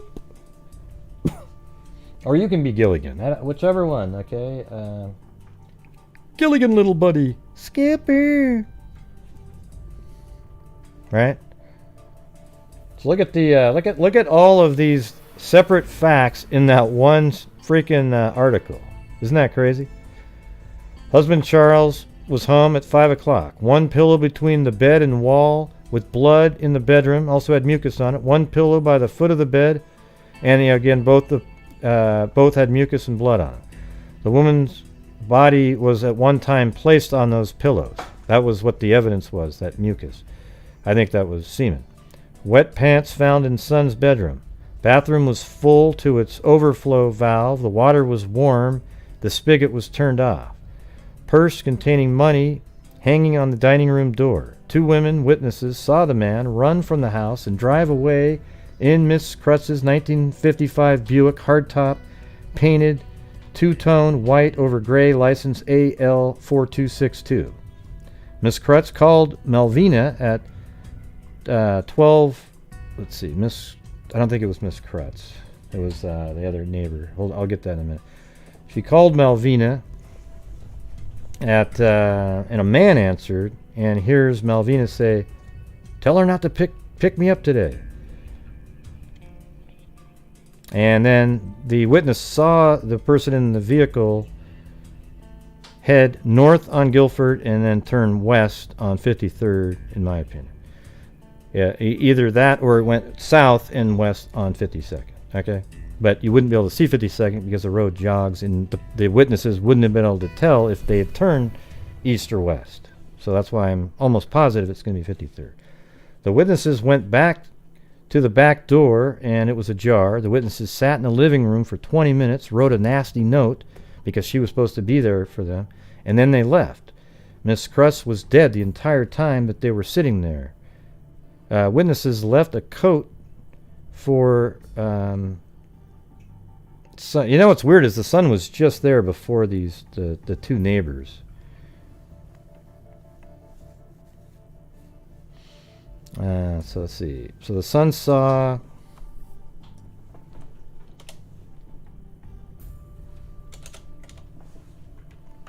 Son saw mother at noon after coming home from school 55 for lunch. She was in the bathroom at the time. She also said she would take care of his route. And then at 3:35, Charles, the son, again, he came home from school, so she was murdered in between probably like 1 o'clock and 3:35 so far. He returns home from school. The son was, he started watching television, and he was watching TV, and then the father comes home. And then the son says, I don't like the look of the bedroom. And the husband found her in the tub face up. Her body was twisted but fully submerged. Investigator Storm found the body still warm. Blood-stained towels found in the back door. So the body was found warm and not stiff. Blood-stained towel found by the back door.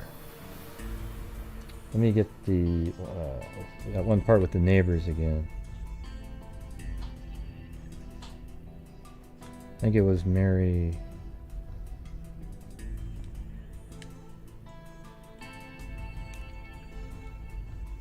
Describe the woman.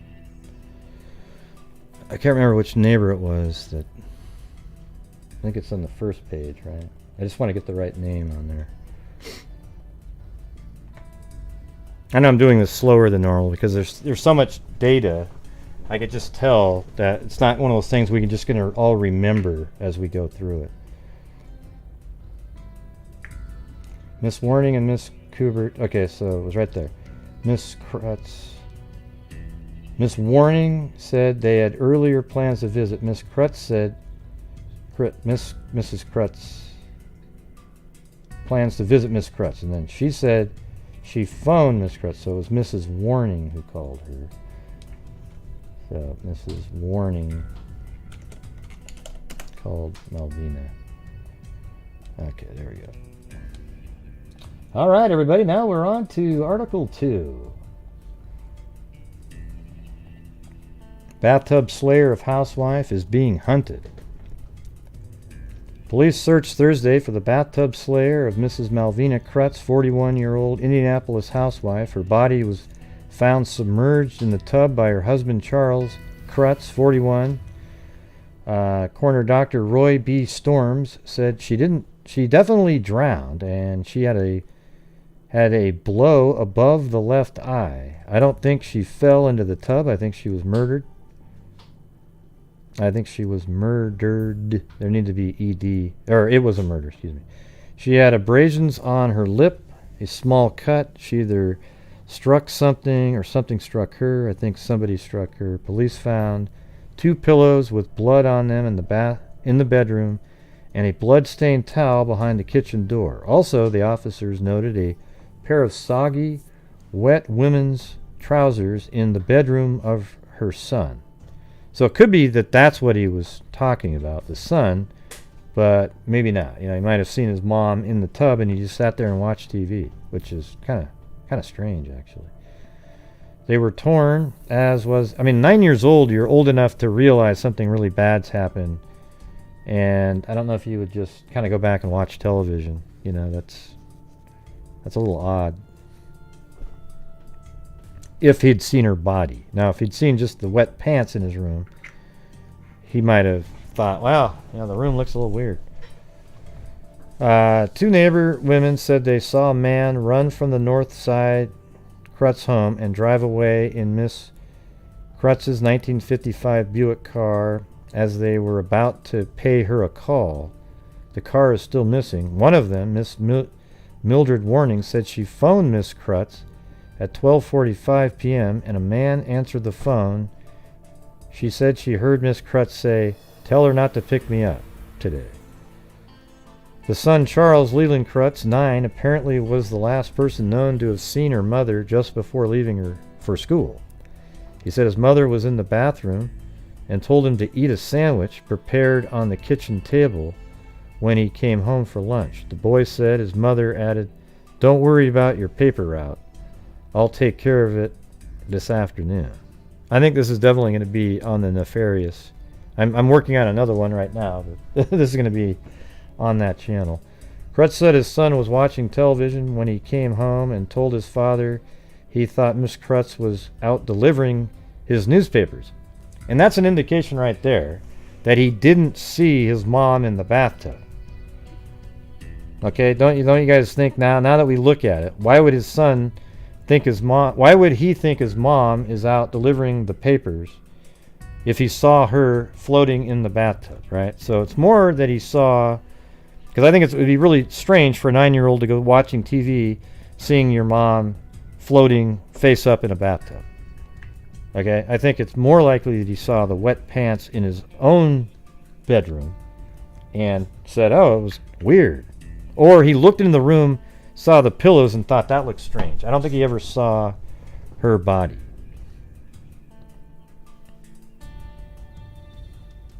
What do you guys think? It's hard to make that make sense. Yeah, that would have been horrible for him to have seen that, Gene. That fits. He comes home, her car's gone. Yep, exactly. Because it was driven away. You know what's something that's kind of strange? Oh, you know what's... Here's what it is, though. It's like, when the car got driven away by this guy, why would they write a nasty note? I'm just saying, I know it has nothing... They're not the killers, right? But you saw the car driving away, and she wasn't in it, right? Because you saw a guy run to the car and drive away. Now, maybe they assumed she was in the passenger seat, and they just didn't see it. Then they went into the house anyways. Which is weird because you see her car driving away and you thought it was so weird that you went around the back of the house to see the door ajar, and then you write her a nasty note for not showing up instead of thinking, oh my God, something bad's happened. It's like not really thinking too clearly there.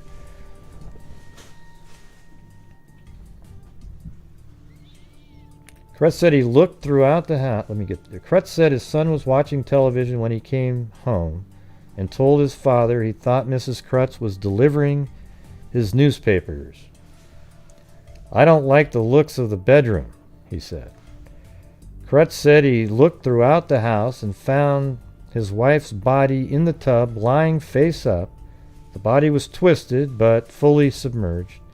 Officers, however, could find no motive for the crime. Yeah, well, sometimes there isn't one, you see, other than what a psycho has. Krutz said all money and jewelry in the house was accounted for, and her purse containing money was found hanging on the knob of a dining room door.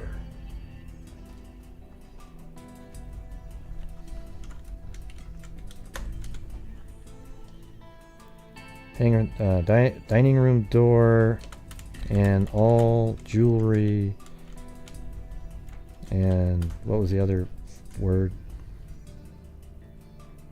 Money and jewelry was accounted for. Okay. Miss Mary Owens, 49, a neighbor, said the victim had a back ailment, but was of a warm, friendly nature. Okay. So back ailment.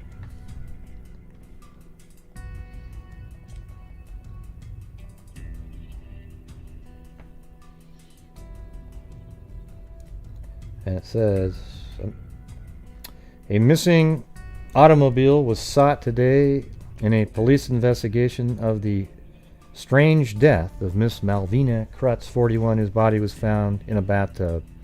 An autopsy was ordered to determine whether Miss Krutz's wife, of a trucking company sales manager, drowned or died of other causes, and to determine if the possible whether death was accidental, suicide, or murder.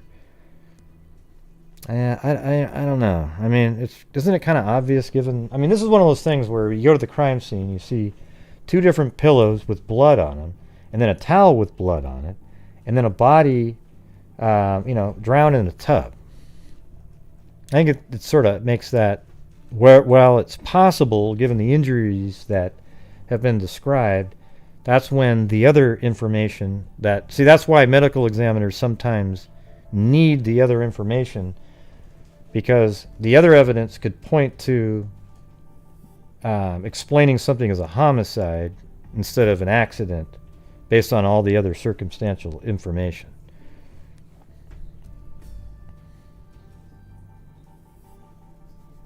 Although it's,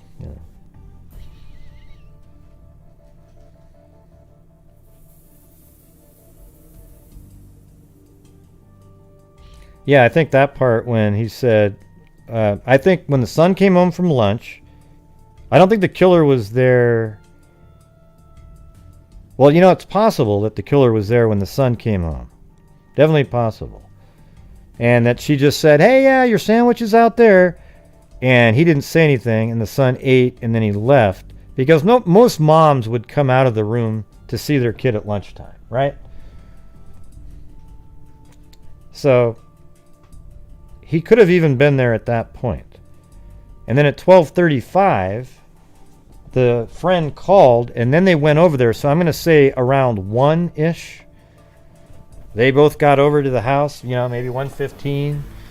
And then they see this guy running, which is crazy then, because whatever time it was that they saw him running, that's the window between the time that...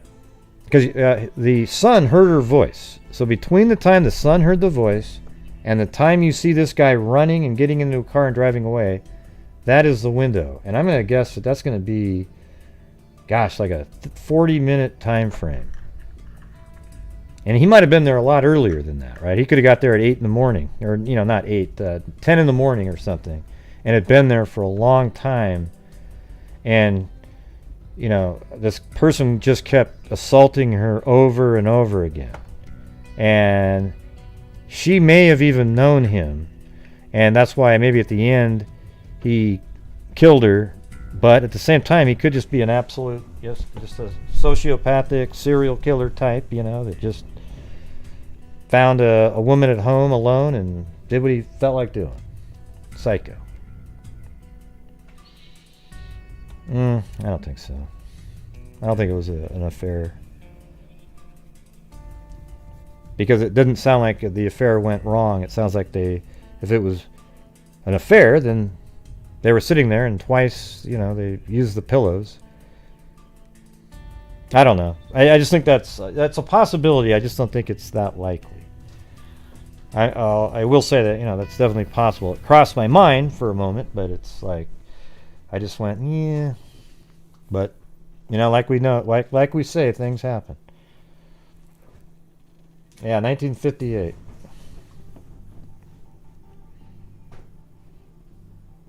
The couple's 9-year-old son, Charles, told authorities his mother was in the bathroom when he came home from school for lunch.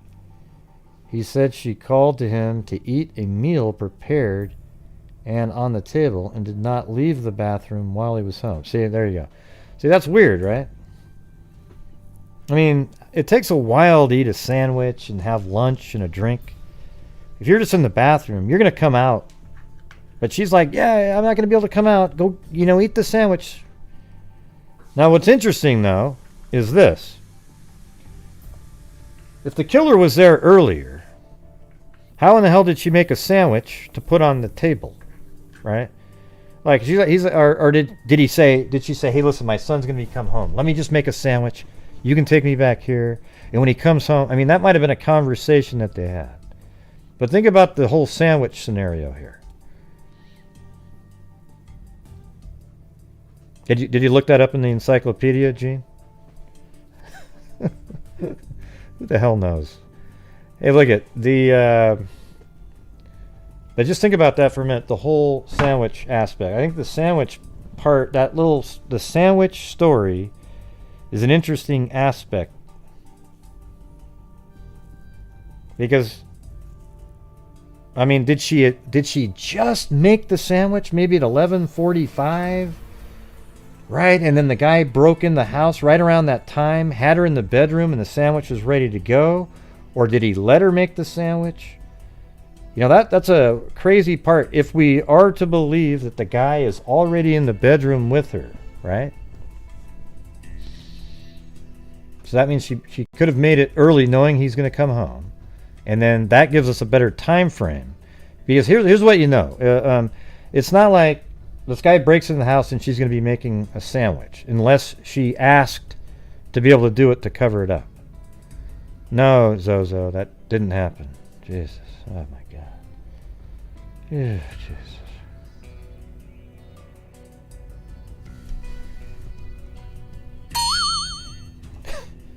Wow. That guy made the sandwich.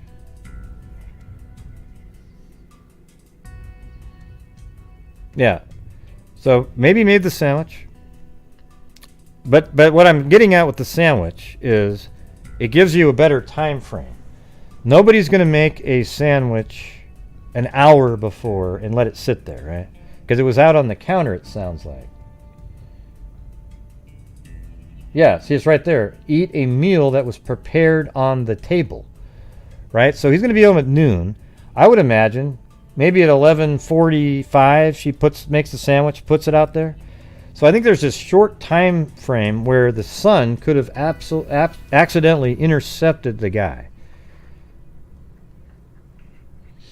Yeah, I mean, that's possible, Jennifer. That's what I was saying a minute ago. That maybe she said, listen, my son's going to come home and he's going to wonder, can I make a sandwich? And I'll just yell from the room. That's what I said a minute ago. So I think it's one of those two.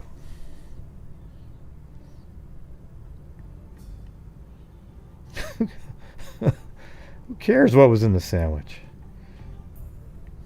I think that was a joke. I guarantee it. I think that was one of those sarcastic jokes.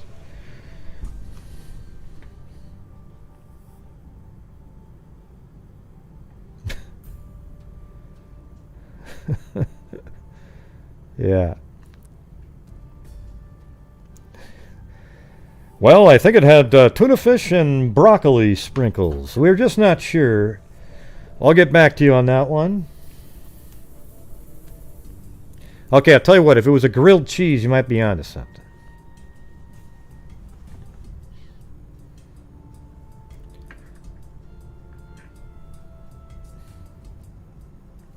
All right.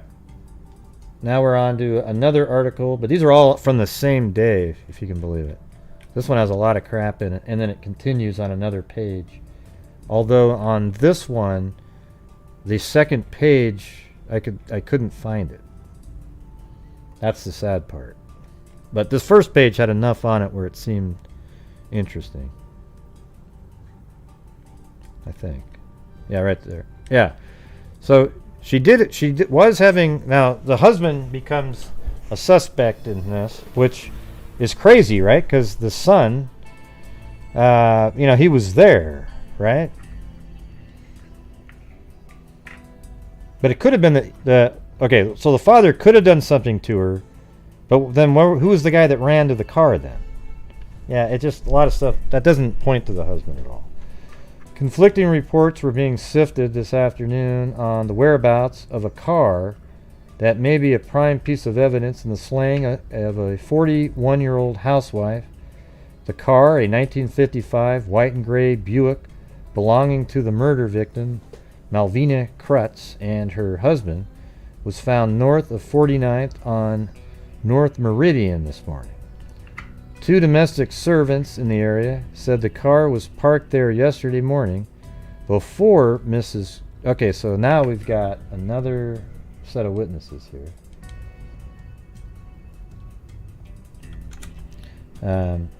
Two domestic servants, like maids, you know, in the area, said the car was parked there yesterday morning before Mrs. Krutz's bruised body was found. And, you know, let's see, it was still there yesterday afternoon, they said. Yep. But what time? Okay, now we're going to get here. It was still there yesterday afternoon, they said, and again this morning. Huh? Again this morning. Wait, what are they talking about? The car, the domestic servants in the area, the car was parked there yesterday, so it was the 30th, the 29th. This happened on the 29th, so, okay, it was parked there 29th, but then how could it be parked there this morning? You know, today's the, well, the thing is, this article is the 30th, so when they say this morning, does this mean yesterday? Because how would it get into this article? Two domestic servants in the area said the car was parked there yesterday morning before Miss Krutz's bruised body was found. Okay, so that was that day. It was still there yesterday afternoon, they said, and again this morning. That doesn't make any sense. Two women friends of Miss Krutz said, however, see, this is a however reversing that they saw a man drive away in the car as they arrived at the Krutz home at 5268 Guilford at about 1:40. Okay, I was thinking maybe 1:30, but so that's a big difference now.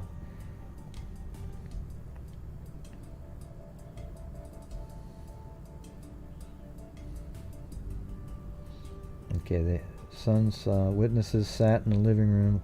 Witnesses went back. Two domestic servants in the area.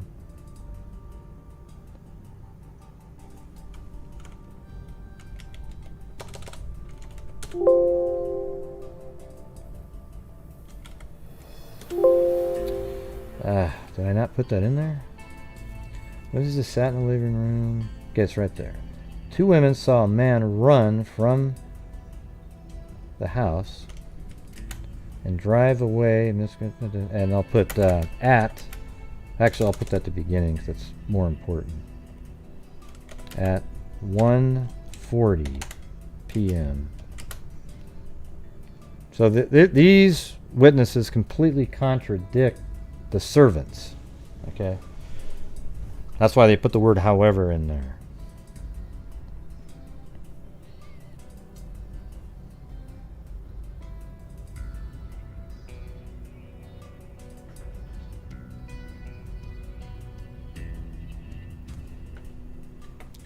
What happened with this Owen guy here?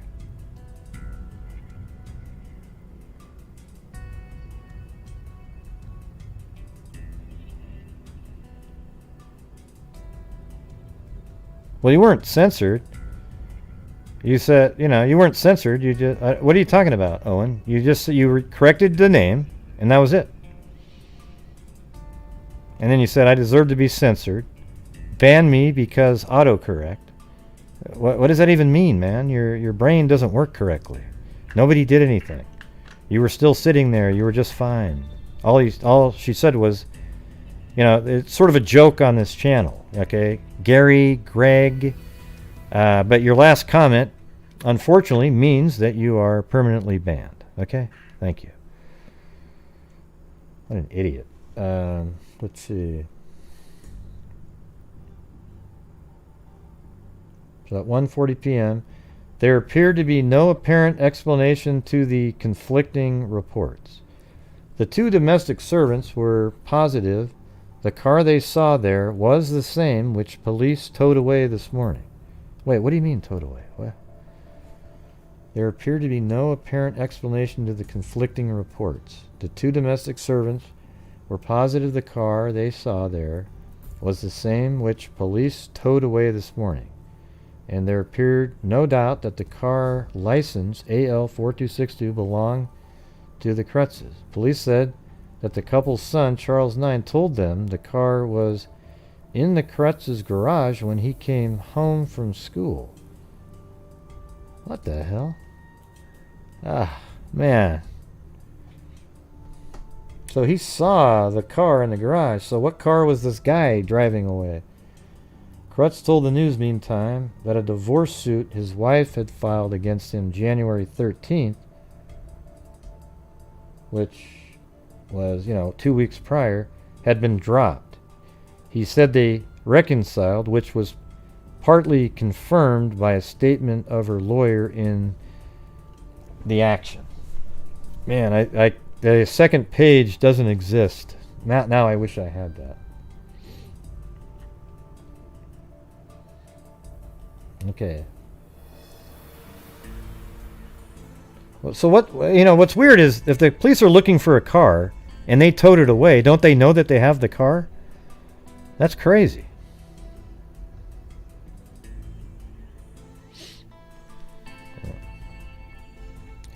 Police laboratory technicians today were trying to identify three fingerprints on 2 doors taken from the north side home where a 41-year-old housewife was found murdered. The door to the bedroom of the murder victim, Malvina Krutz, and the bathroom door were brought to police headquarters yesterday for examination. I didn't really understand that writing very well, the way they wrote that. So far, 3 unidentified prints have been found on the doors.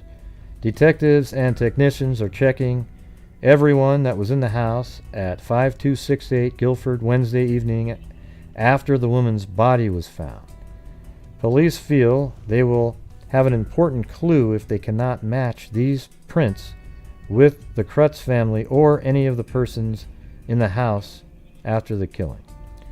You might want to check the 2 friends that came over because they came through that back door. Meanwhile, all the men engaged in repair work at the home have been cleared. Lieutenant Spurgeon Davenport of the Homicide Division said the last 2 workmen brought in for questioning were interrogated until 5 o'clock this morning and released. Detectives have theorized one of the workmen who had done repair work at the home might give information about the murder of Malvina Krutz. Miss Krutz's body, detectives theorize one of the workmen who had done repair work at the home. Okay. Miss Krutz's body was found by her husband, Charles, 48. She apparently drowned after she was put into the water-filled tub by her assailant. There also was a possibility she had suffered a brain hemorrhage from a blow above her left eye. The most significant clue turned up by police so far has been a yellow pencil with strands of hair embedded in the wood. God, I wonder if he was using that as like a... Well, they didn't mention she was strangled, but I was thinking maybe like a garrote or something. Davenport said he is sure laboratory tests will give positive identification on the hair, but he admitted tracing the pencil to its owner might be difficult. The pencil, inscribed White County, REMC, Monticello, Indiana, was found in a bedroom. Ed Ulrich, manager of the Rural Electric Membership Corporation, said pencils like this were used in the office there, and let me put this in here. Let's see. Pencil found with hair.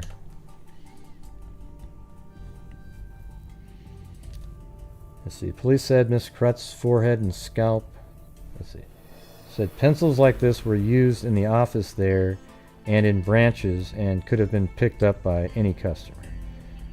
Police said Miss Krutz's forehead and scalp showed cuts that could have been caused by a pencil in the coat or shirt pocket of the killer.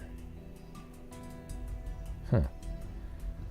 I mean, what makes you think that? I mean, Davenport said the husband of the victim may be questioned later. So let me say. Medical examiner said there were scratches and cuts, possibly by the pencil being in the coat or shirt pocket.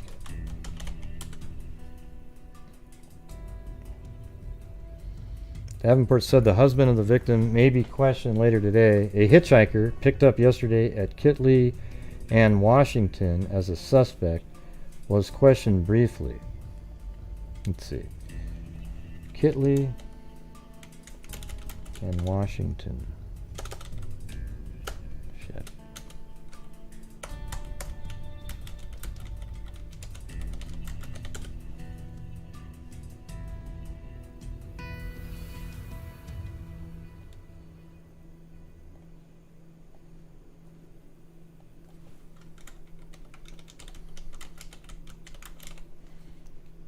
Yeah. Wonder why they picked him up. Picked up yesterday at Kitley in Washington as a suspect was questioned briefly and released. Results of chemical tests to determine whether Mrs. Krutz had been assaulted sexually will not be known for 2 or 3 days. Krutz, sales manager for the Southern Transportation Company, told police the pencil did not belong to him. And let's see. Pencil found with hair and did not belong to Mr. Krutz.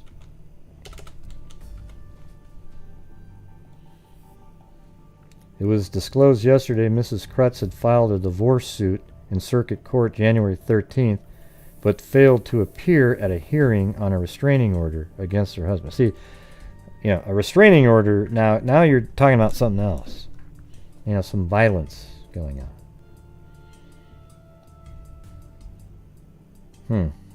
Kind of does make you wonder now a little bit. The car was in the garage. I need to know more about this car. Isn't the car thing kind of bugging you now? It's like, I don't have a clue now, anything about the car.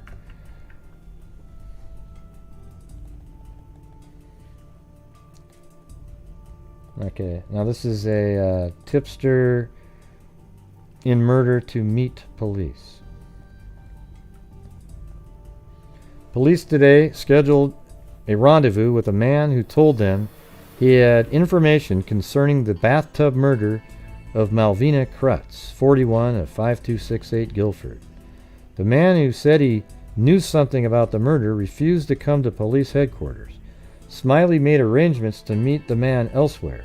Mrs. Krutz's body was found in the water-filled tub Wednesday evening by her husband, Charles, 48.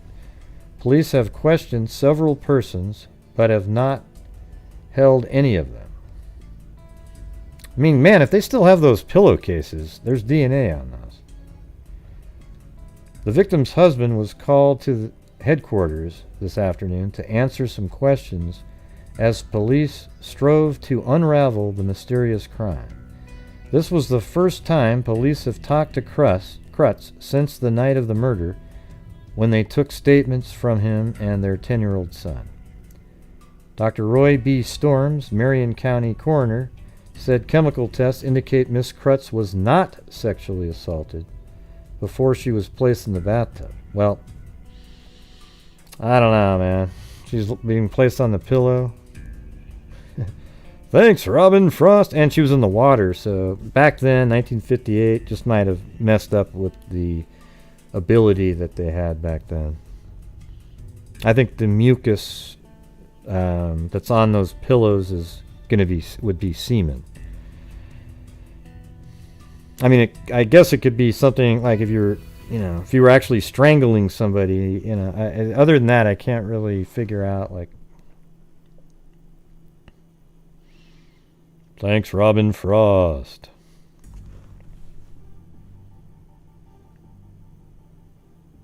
It's not even interesting, Gene.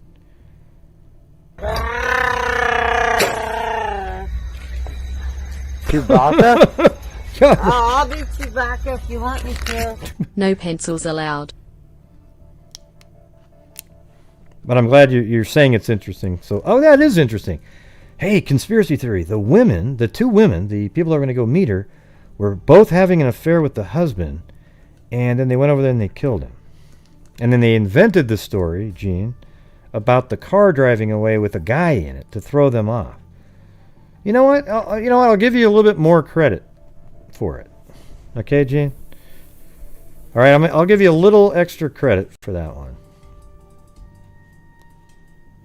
They went over there and they killed her for some unknown reason. I don't know why they would have needed to kill her, because it's not like there was just one of them. Normally when you would have one woman who wants the man to kill the woman, that she's competing with, but two women, why would they both want to kill her? Then the other one would want to kill the other one because that one... Yeah.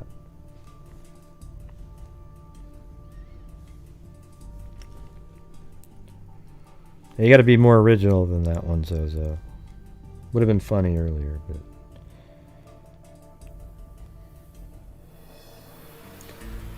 laboratory technicians have not been able to determine whether they're... Okay, hold on. Where were we? Laboratory technicians have not been able to determine whether hair embedded on a yellow pencil found in the home came from the head of Miss Krutz. Yesterday, a milk route delivery man told police, it's always the milkman, told police Miss Krutz's car was in the garage when he made a delivery at the home around noon Wednesday. So there it is. But here's the thing. That still makes sense. Because the two friends that were going to her house, they got there around 1:40.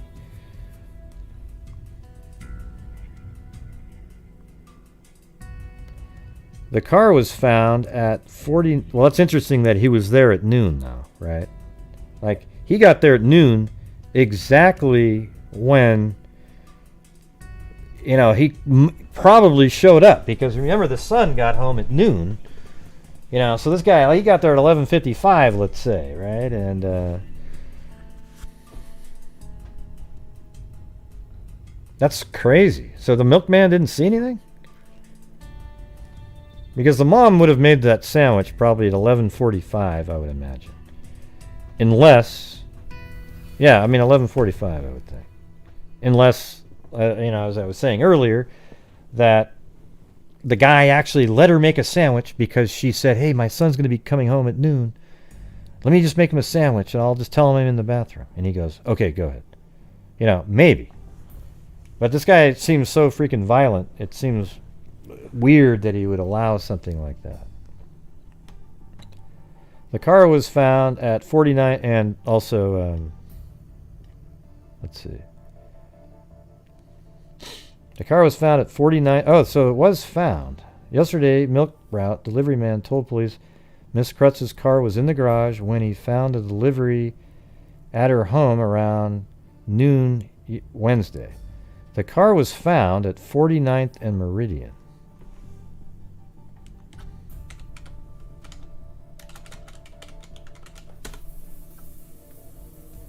Ah, interesting. So just right here. So it was away from the home.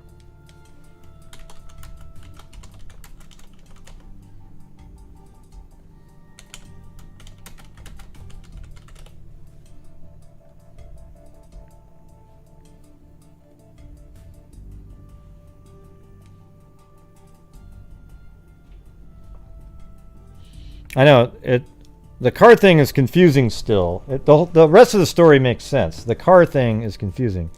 But now the car was found somewhere, so maybe now we can see what's going on with this thing. The car was found at 49th and Meridian.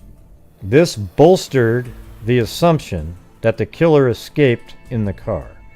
Two friends of the murdered woman said they saw the car pulling out of the driveway. Oh, you know what? It does make sense. Because when the son came home, did he say when he came home from school for the day that he saw the car in there? Or was it just when he came home for lunch to have a sandwich? Two friends, because when he came home for lunch with a sandwich, the car should be in the garage. And the milkman even saw it at almost the exact same time that he came home for lunch. The car was found at 49th and Meridian. This bolstered the assumption that the killer escaped in the car. Two friends of the murdered women said they saw the car pulling out of the driveway early Wednesday afternoon, but workmen at 49th and Meridian contended the car had been parked there the day before the slaying. Oh, now it's even worse. Oh, it's even worse now. Did they have two cars? Shit.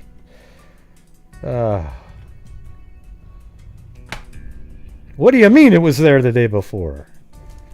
God. Hey, were they doing mushrooms and acid back in 1958? Because a lot of people saw a lot of things.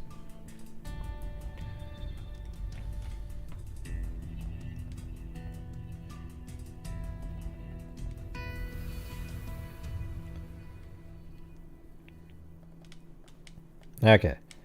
Police yesterday traced the movements of Charles E. Krutz on the day his wife was slain in the bathtub of her home.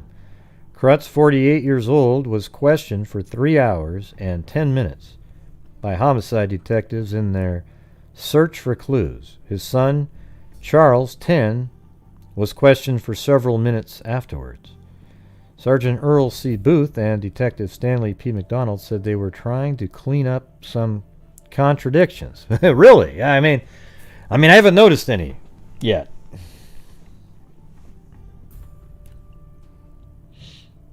We have come up with absolutely nothing. And that's what the detective said. Krutz's wife, Malvina, 41, was found drowned in the bathtub late Wednesday in the Krutz home at 5268 Guilford Avenue. I thought Clues was spelled... Well, no, but they spell it that way all the time. Is there two ways that you could have spelled it? Because I know we spell it like C-L-U-E-S, right? But maybe it was spelled C-L-E-W-S out there. Yeah, we know, Robin. That's why I'm saying it.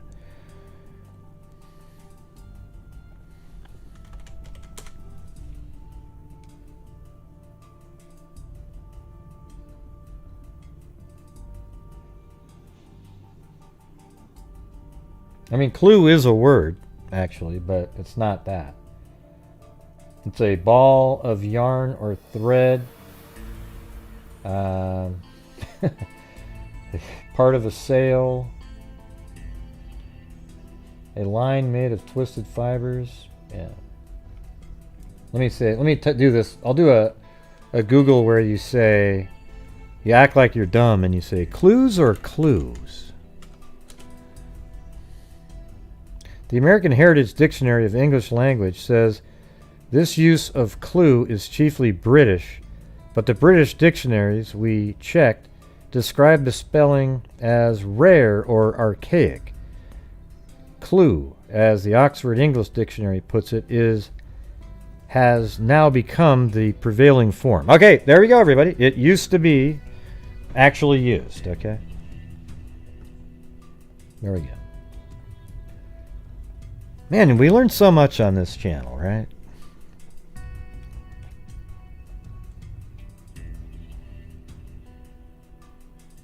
Detective Sergeant Earl C. Booth and Detective Stanley P. Okay, we've come up with nothing. Krutz's wife, Malvina, 41, was found drowned. And I mean, if I hadn't seen it in 4 different articles that I was reading, I would have also, because I was thinking it's clues, right? With a U-E-S. But it was a whole bunch of articles. So this is 1958. So it's probably, evolved over time. I don't know.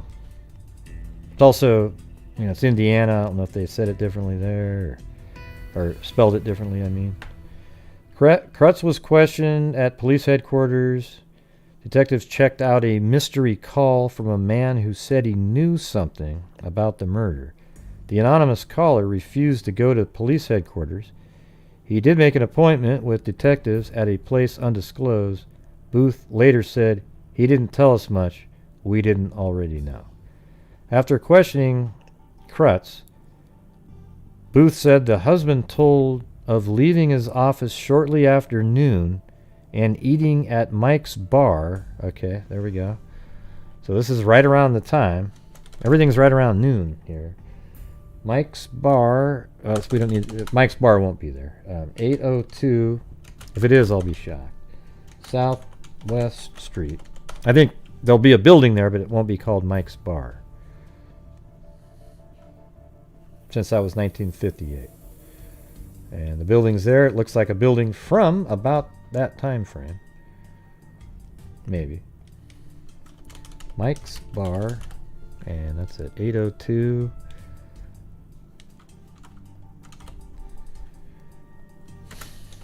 Around noon.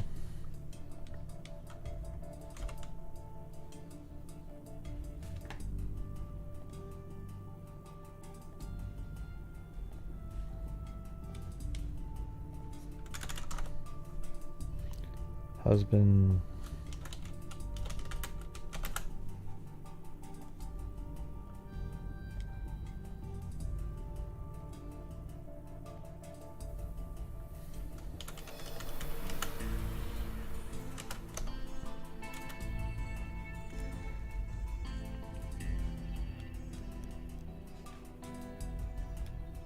Okay. Alright, so it's 802. Well, let me go down to Street View just to see if it's still called Mike's Bar. Just for curiosity's sakes.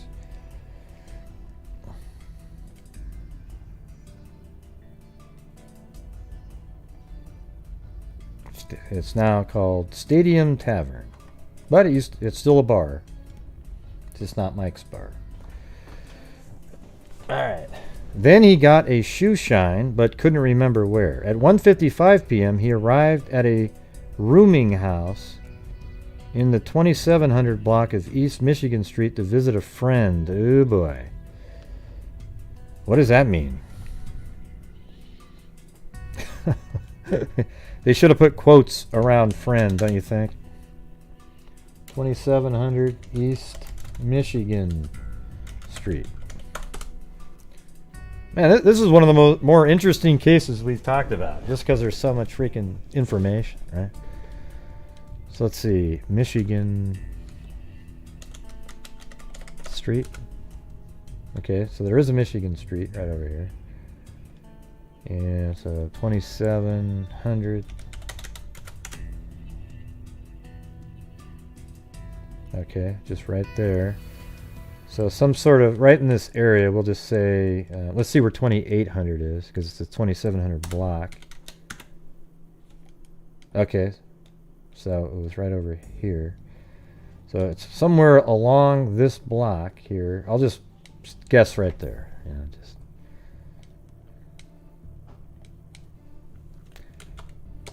And this is at 1:55, and that's 10 minutes after, or 15 minutes after the two friends say that they were at the house.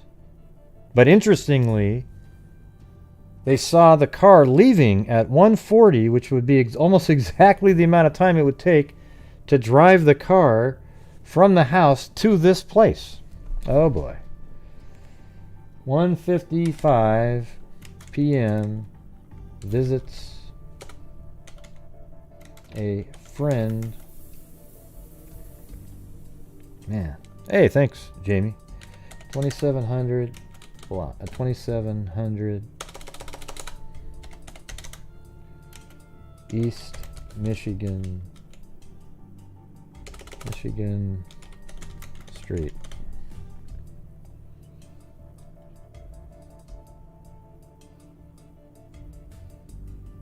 No, the one we already have the. What do you mean times are wrong? Witnesses.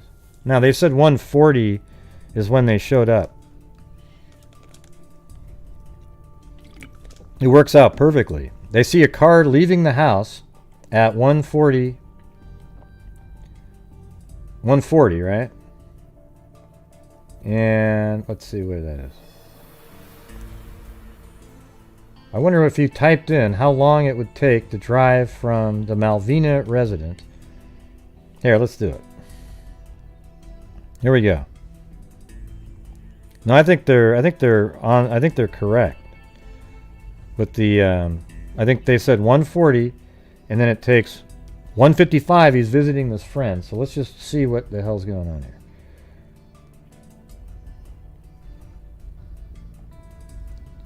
So I'm going to go grab that address there. 5268 Guilford Avenue.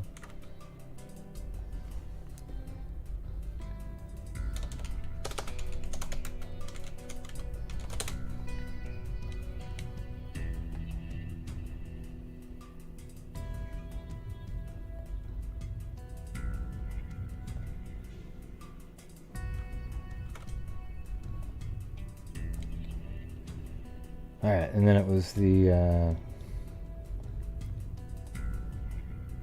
2700 East Michigan Street.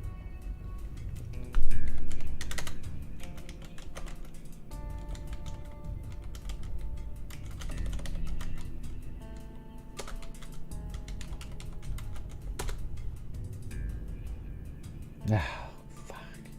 God damn. They did it for walking. Are you kidding? Look at this. Look at this crap. Check this thing out right here. Look at the number here.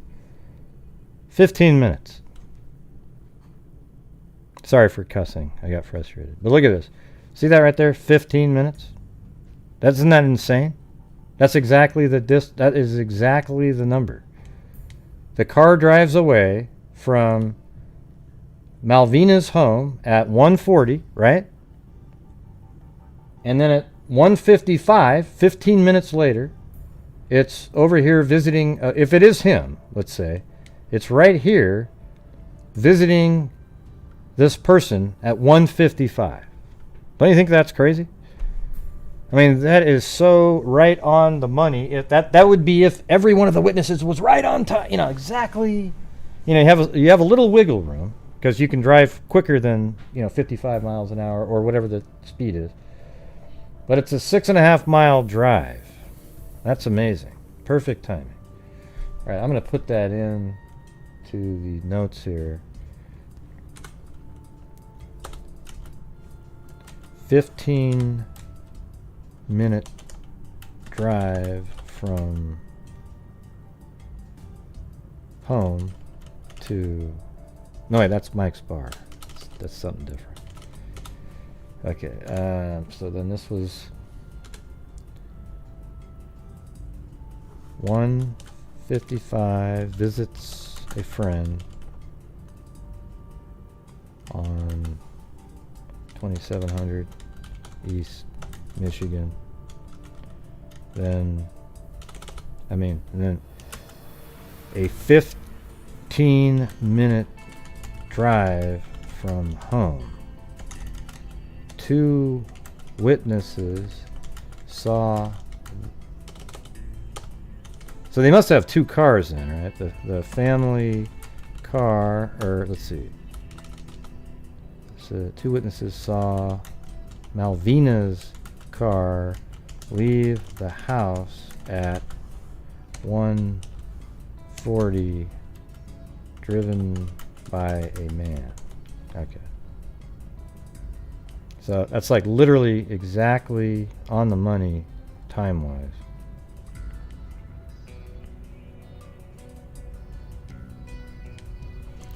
Arrived at a rooming house in the 2700 block of East Michigan Street to visit a friend. The landlady there recalled the time, Booth said, because she was having a late lunch. At 2:45 p.m., he left the rooming house. Okay, so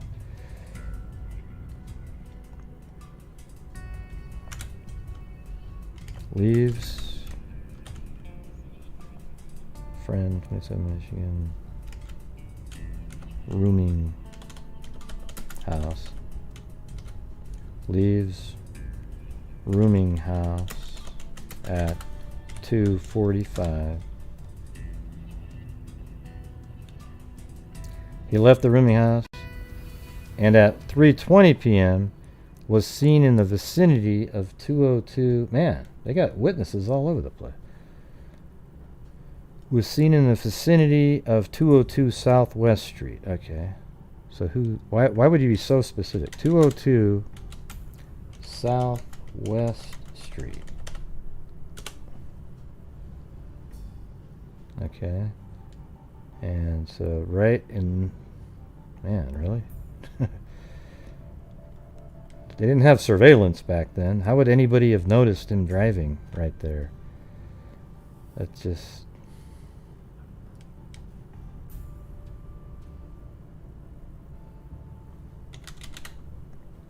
Maybe it looked different back then.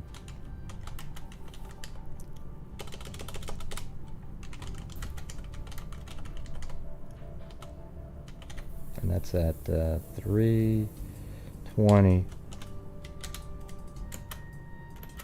p.m.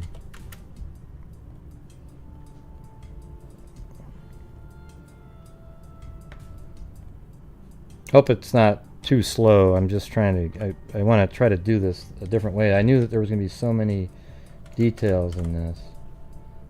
I mean, this would have taken me the whole day, so I figured it'd be more fun if we just did it at the same time. For, you know, for me anyways.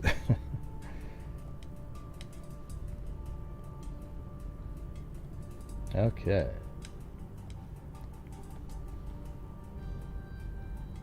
So at 3:20 he was seen right there. He was back in his office at 3:30 p.m. I don't know where his office is though. Okay, so he worked at... Oh, there it is. 420 West Merrill Street.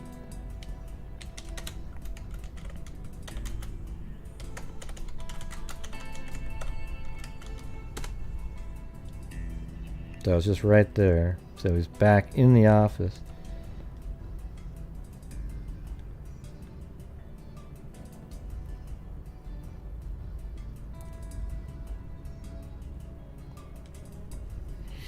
And that was at 3:30. 3:30. Back in office at Southern Transportation Company. And there it is.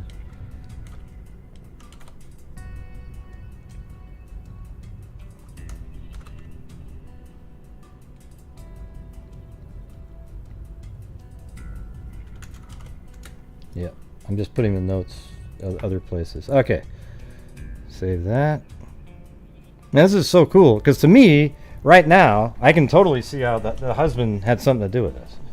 Right at this minute. We need more information about the car, though.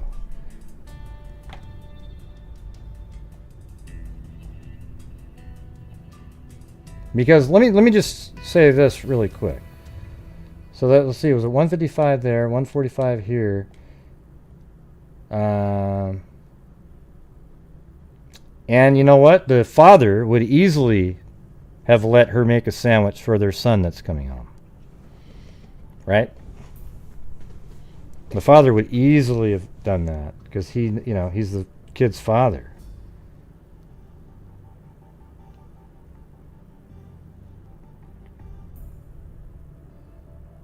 Oh yes, Janet, you were on top of it. So anyways, let me just see the time here. So you're right here, and the last known sighting was at 1:40 of a guy running. But yeah, the part that makes that tough though is he'd have to have a car parked right over here, drive there. But you know, let's just say they're off by minutes here, right? So from here to there, you could drive there in 3 minutes. You could drive from Malvina's house to where the car was found, because that's where he would have had to dump it, unless he put it there later. It could have just been that he went here, right? He went there. He was at home. He killed her. He was there when the kid got there. He was there when the friends showed up, everything. And then he drives all the way over to meet the, quote, friend that he probably had set up as an alibi time. So he goes over to her house right there. Or, you know, well, I don't even know if it's a her, okay? But somebody right here at 1:55, it's exactly 15 minutes. Then he goes back to work, and let's say, I mean, I don't know, because it must have been his car, or people would have said, well, what's weird is he was driving her car. You know, because there was a witness that saw him driving. So somehow, if it was him, he would have had to trade back to his car, which then sort of seems like, I mean, it's just a couple minutes out of the way. He parks his car, but had his sitting there maybe, and just walked those few blocks. And then he took his car to go over to at 1:55 to visit the friend, because that takes, you know, it would be like 17 or 18 minutes now. And, you know, 1:40, 1:37, I mean, who knows exactly what time that was. See what I'm saying?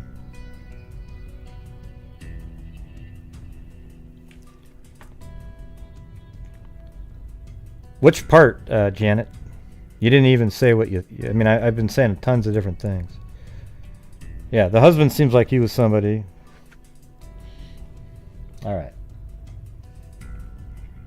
I mean, this might be one that's going to take a... I mean, let me just show you guys right now on the screen.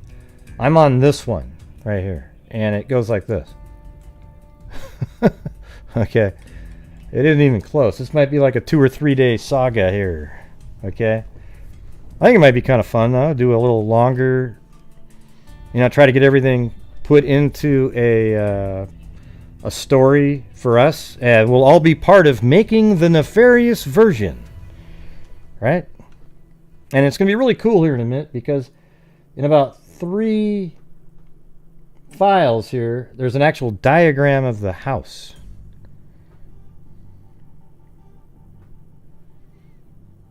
Now, we don't really know the time that he was at lunch.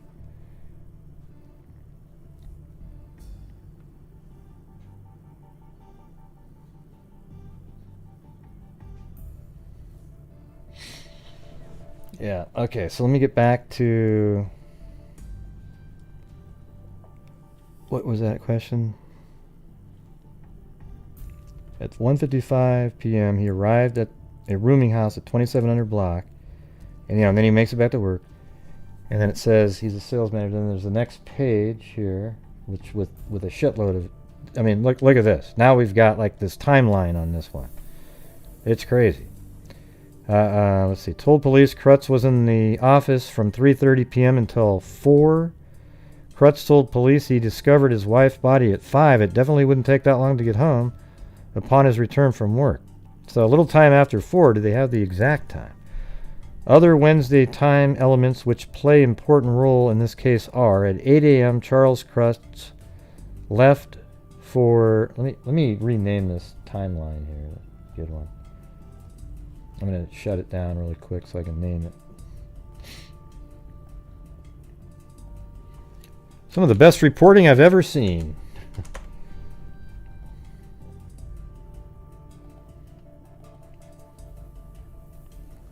Okay, 8 a.m. Charles Krutz left home for school. The boy returns home for lunch. Talks to the mother through a bathroom door, though. And then at 12:10, milkman arrives. Okay, that's a little later than it was before. So 12:10, the milkman arrives with daily delivery, speaks to the boy. Wow. And I was wondering if he'd seen the boy, and he did. Charles again speaks to the mother through the door. Hey, you know, the milkman's here. And then at 12:45, Mrs. Mildred Warning, crazy name, calls the Krutz home, almost like, hey, it's a warning call. Hold on. That definitely deserves a one of these. Yeah, calls at 12:30 in the morning, 12:45. And it's a warning call. There we go. Okay.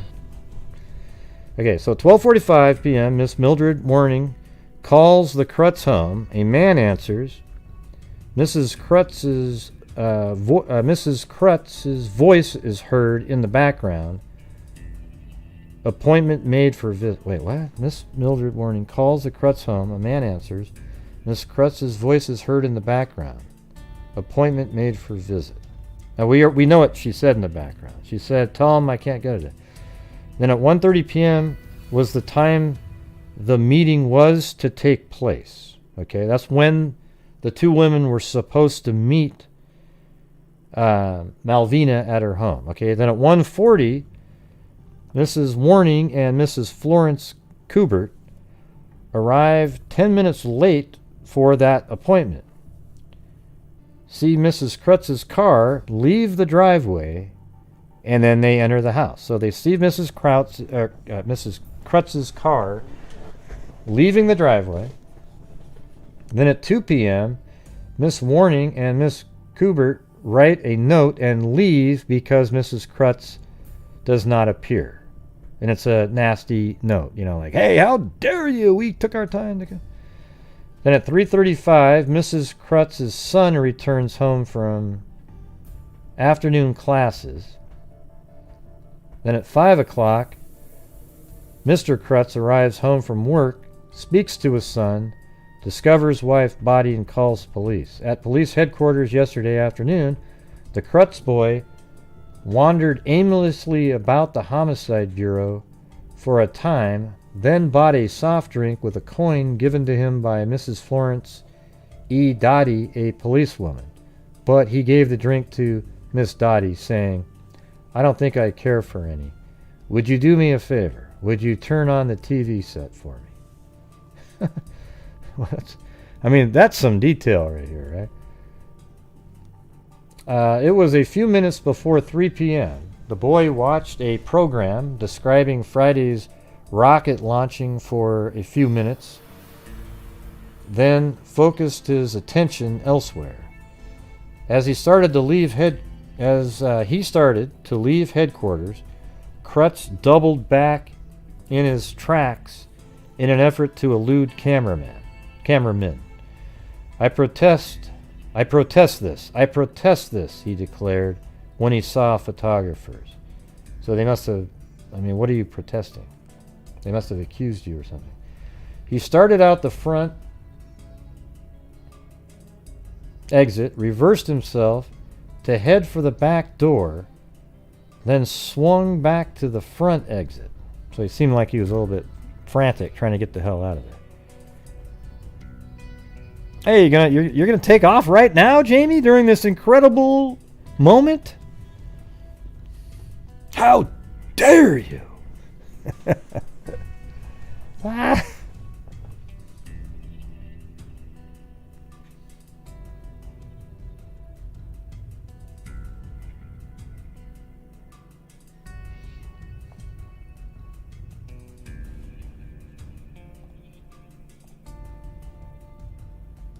All right.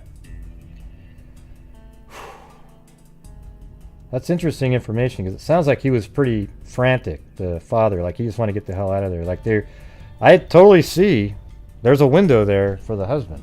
And there was supposed to be a restraining order that was kind of worked through, I guess. But, you know, that just means she's sort of like the classic battered wife syndrome that fits right into there. Where you get up the courage, you make the report, and then he does the, I'm sorry, I'll never do it again. And then she says, okay, right?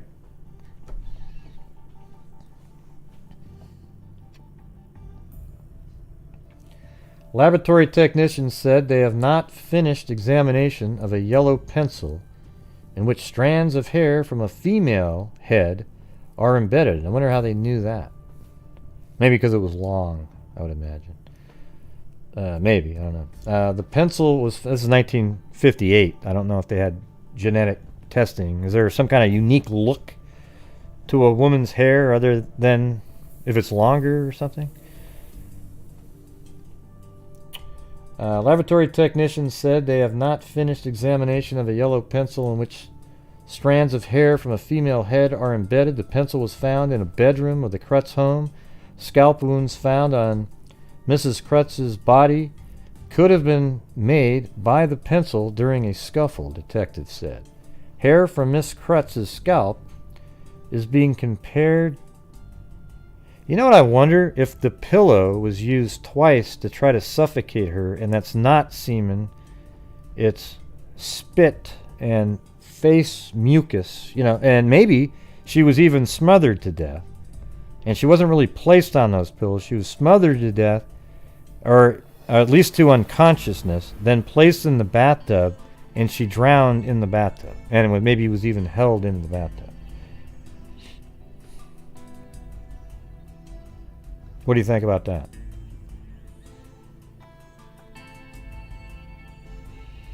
Hair from Mrs. Krutz's scalp is being compared to the strands in the pencil.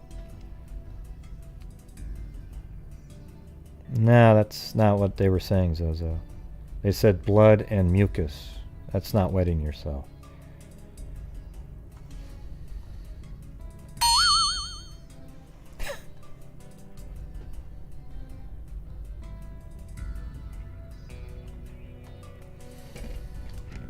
Yeah. I mean, I was just wondering if the paper back then... I mean, it crossed my mind, too, that it was mucus. You know, mucus is mucus, right? I was just wondering if the papers were just calling semen mucus just so they wouldn't be able to have to say that, right? Yeah, her pants were soaked, you know, like completely wet, like they were in the bathtub or something.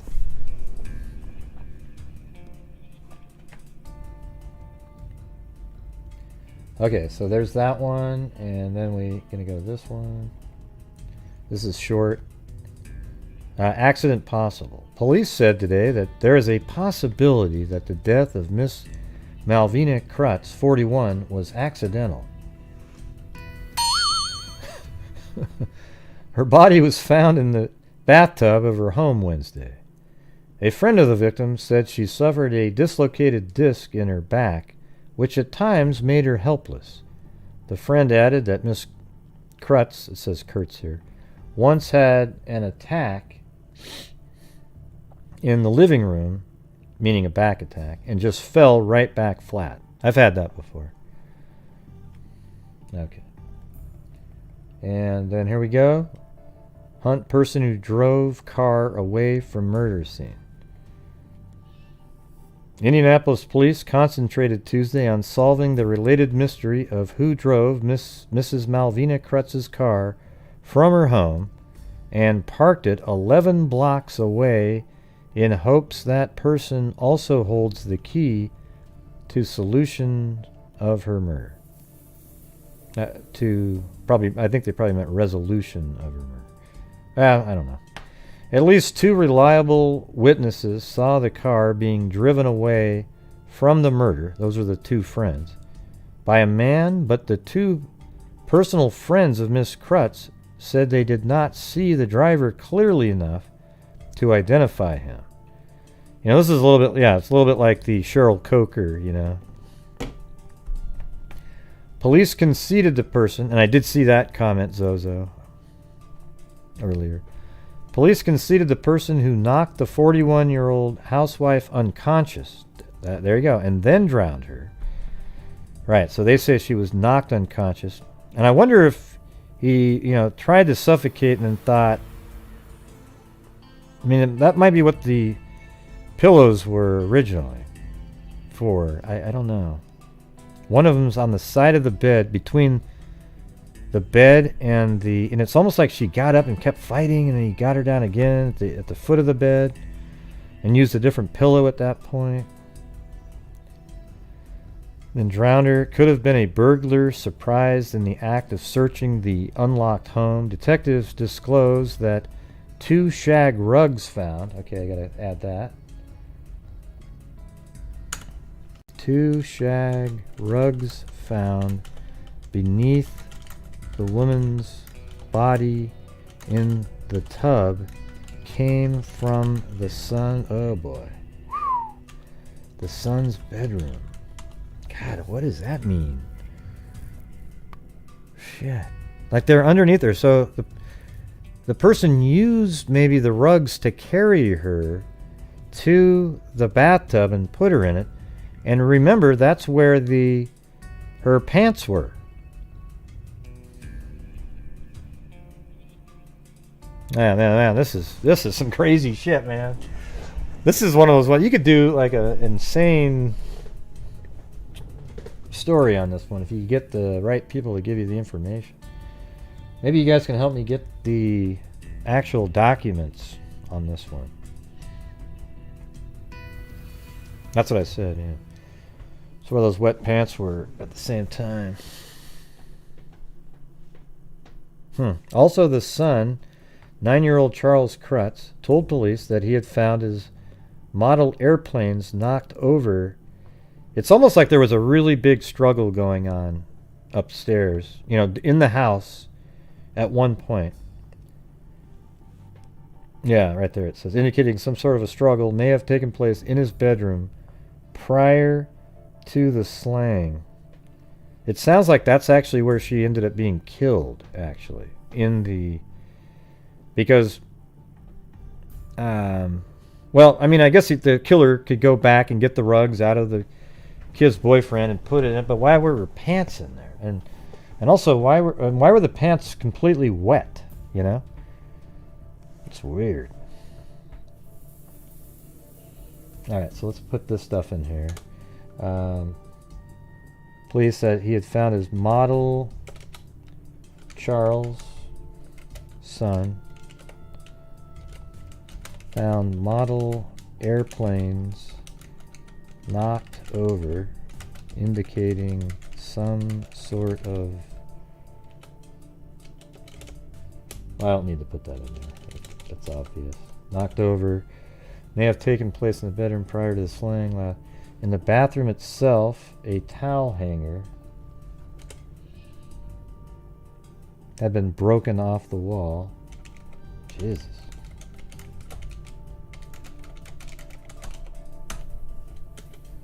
Towel hanger broken off the wall. The husband told investigators the key to the car... Now let's see if this is self-serving at all. The husband told investigators the key to the car were kept in a bowl on a kitchen cabinet and could have been seen by anyone walking past. Okay. Husband said keys to the car were in bowl on kitchen cabinet and could be seen by anyone. Okay. Like I told you guys, I've never seen a story covered so in-depthly. I think I might try to find more cases from back in the day that are unsolved. They're crazy. When the car was found parked on the Indianapolis street, the ignition keys were missing. Okay, so there we go. That's another piece. Probably didn't want the fingerprints. Well, I would imagine they wore gloves. You'd think, anyways. Although the husband wouldn't have to wear gloves, because he would be expected to have driven that car. Keys were not in the ignition of the vehicle when found. Okay. There we go.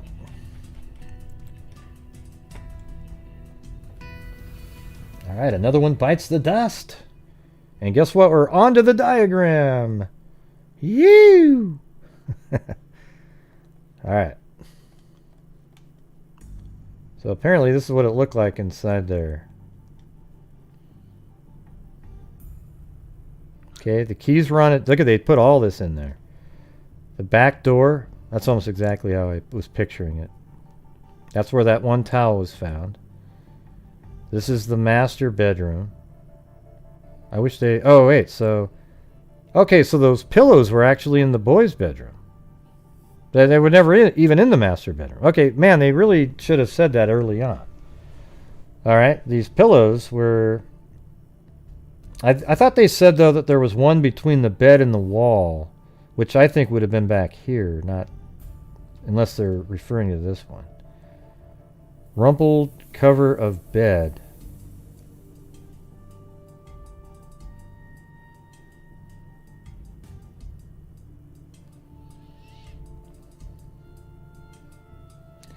Yeah, well, I've got to leave something for, you know, this is the order it was put in the newspaper, too. That's how I do it. You know, it would have been cool at the beginning, but now I think it's better now because we've all heard of the stuff, right?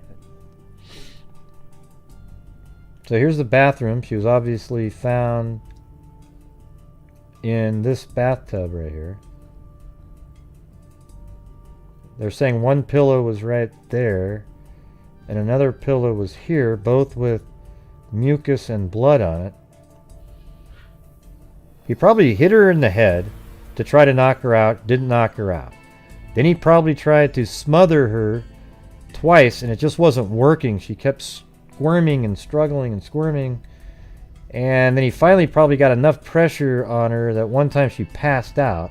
Then he used the rug, and look at where the pants were right there. He used the rug to from the room to carry her, I guess, or drag her. Actually, that's how you would do it. It'd be really easy. You put her on the rugs and then drag her down the hall. I mean, it's not even far. It's just basically out the door here, and then take her right into the bathroom, and then you just lift her and put her in the bathtub there. And she drowned. She was unconscious, drowned in the bathtub because there was water found in her lungs, apparently.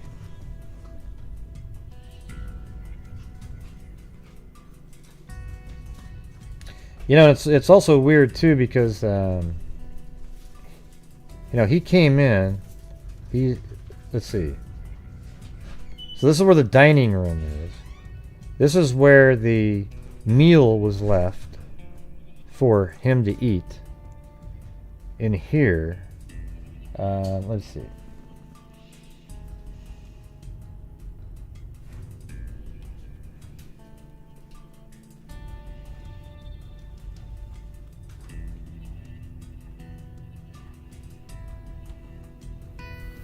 I'm just trying to find the alright. Son saw mother at noon after... He didn't see the mother, though. Son went home at noon. After coming home from school, she also said she would take care of his route.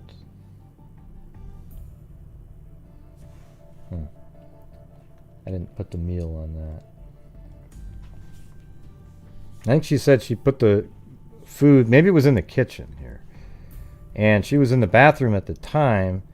And you know what? I bet you they heard him coming home.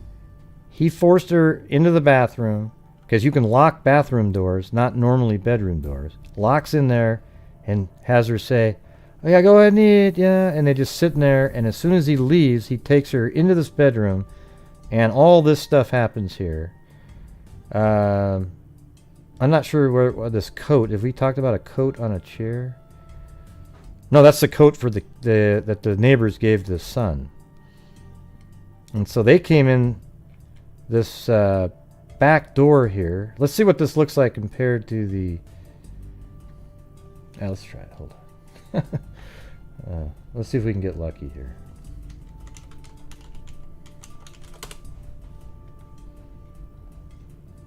Yeah, I think he may have. But we don't know. Let's see what happens later. That's the thing, is I like to go over the whole thing. Because he was never arrested for it, so...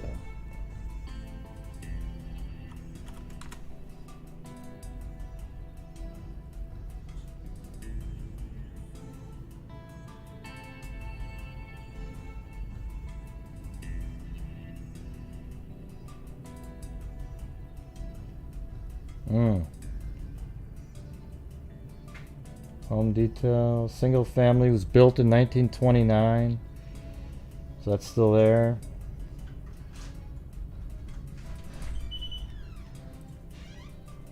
I was trying to look on Zillow, see if somebody sold it anytime recently.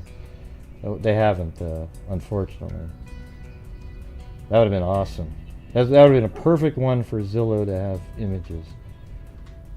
But didn't do it.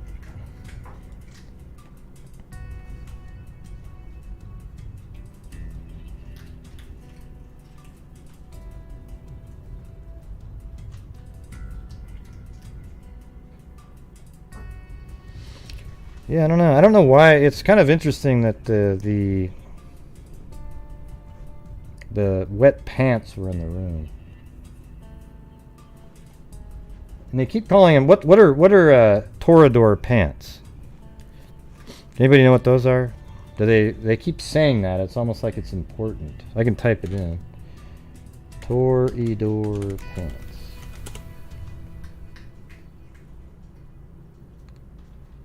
So like tights or what's going on with these things?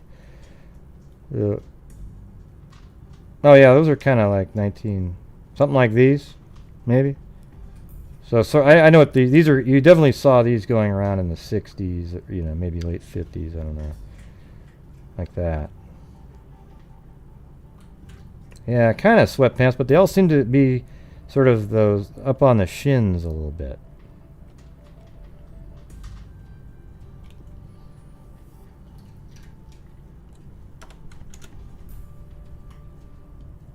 Oh, I see. A toreador. So, kind of like these. You know those pants that women used to wear a little bit that kind of, yeah, like up the calves right there? Yeah. Exactly. Yeah, I remember that. I mean, I wasn't old enough, but they wore those all the way into the 60s, I think.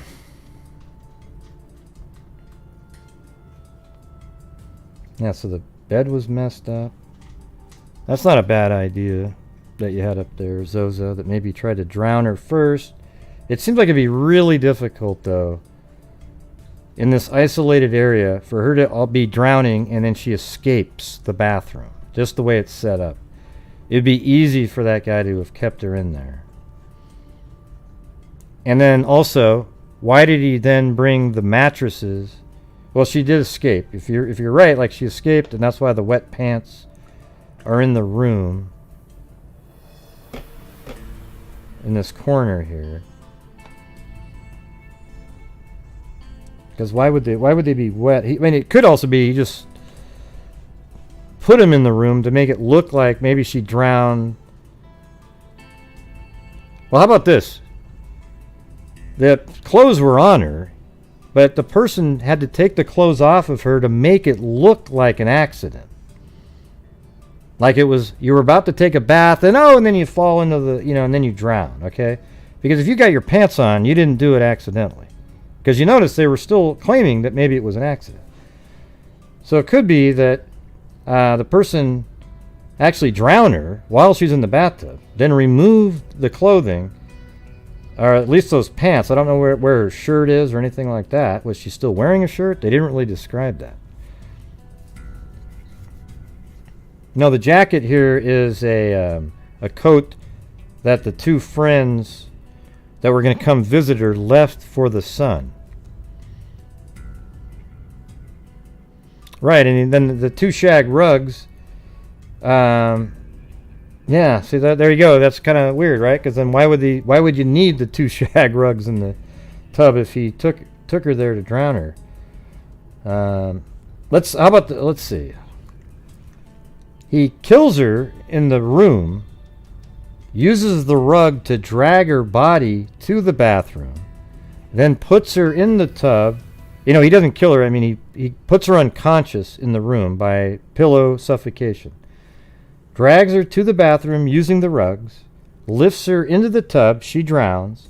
Then he removes her clothes, at least the pants, that's all I know about right now, and then puts them into the bedroom. Then they're wet. That's what I just said, yeah. So she was killed in the room with the pillows and everything. Well, not killed, though. She was unconscious. And then she was moved to the bathtub, unconscious, with the rugs, put in the bathtub, and then she died because they determined she drowned. That's how she died. And it was from inhaling water. That means she was still alive while in the bathtub.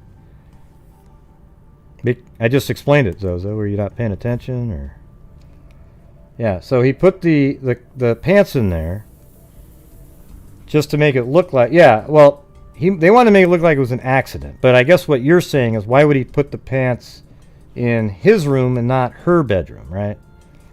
Because that's where her bedroom is. Maybe the person just didn't think about it quick enough. They just needed to make sure that she was naked in the bathtub so it looked like an accident.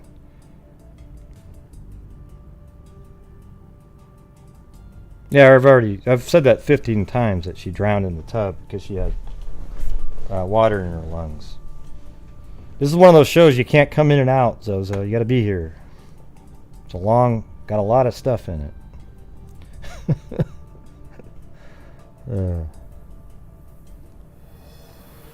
Well, we don't know where any of the rest of her clothing is. I mean, if you live at home, I don't think you go into the bathroom with all of your clothes and take it off, right? Like, I don't think you go, oh yeah, I mean, I think at home you might, you know what, it's crazy. That's all it is, you know? Maybe there wasn't a lot of thinking being done.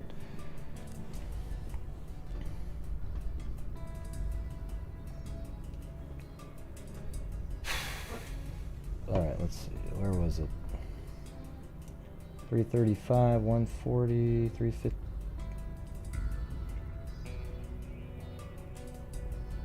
330, 155. Let's see. Google Maps, 15-minute drive from home to Union House.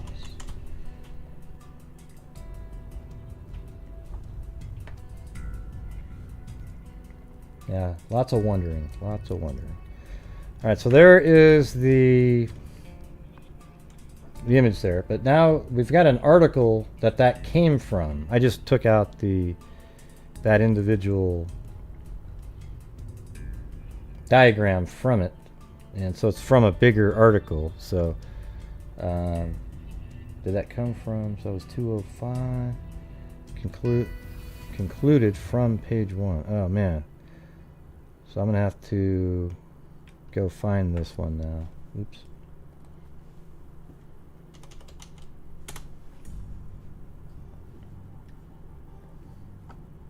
Alright, so this is Malvina, Krutz, 1958.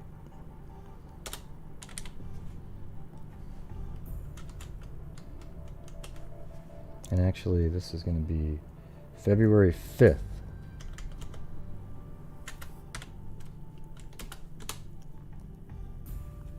Alright. 1958. So it's going to be one of these articles. I can't remember which one it was.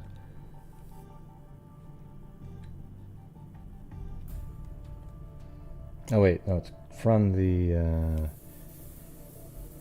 Indianapolis Star. So it might be this one. Okay, from page 1. This is it.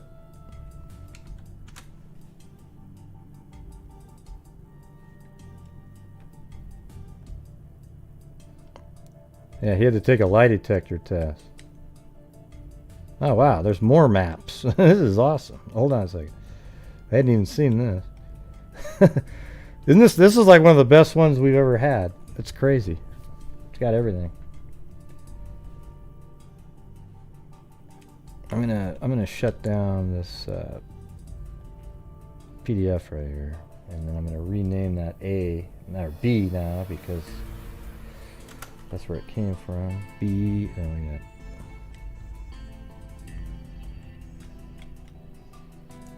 B, and then now this is A. So this might be the last. I'm going to do this article, and then that'll be it for the night. Okay, we've already been doing this for 3 hours, so I'm not even sure I have time to.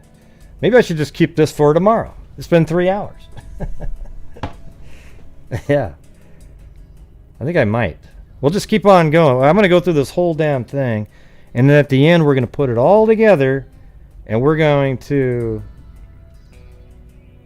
so just remember, we're on 5A and B. Yeah.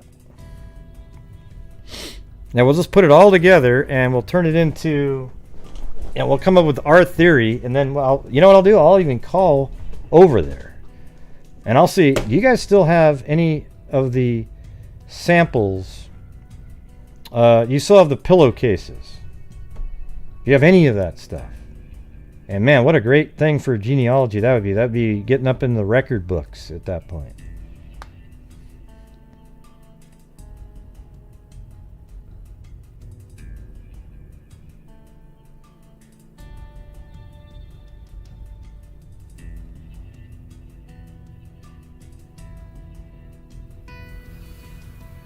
Yeah. So, wow, that's wild. Man. The husband, though, he definitely has a window, and there's perfect timing. It's crazy. Man. I'm trying to think through this a little bit.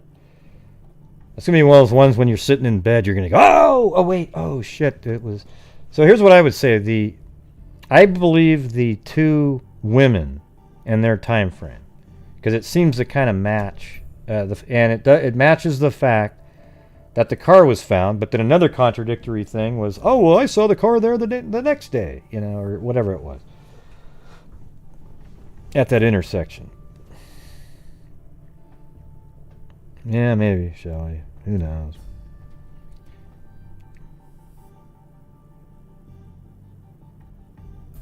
What?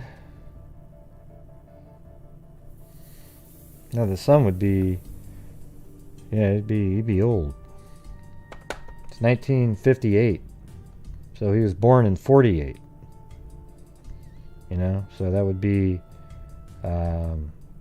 52, 72 or some crap. I mean, he'd be really old. 58, 48, that'd be 52 plus 21, like maybe 73. Which is really weird, just thinking about that,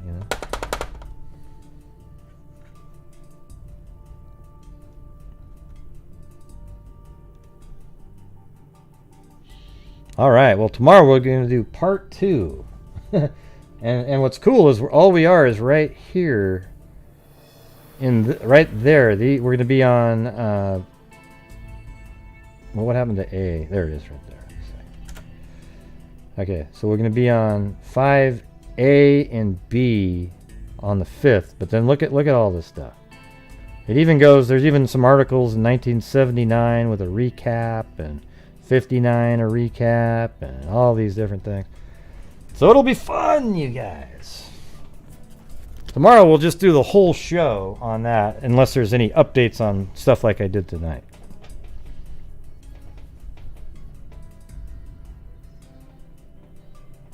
Does that sound cool?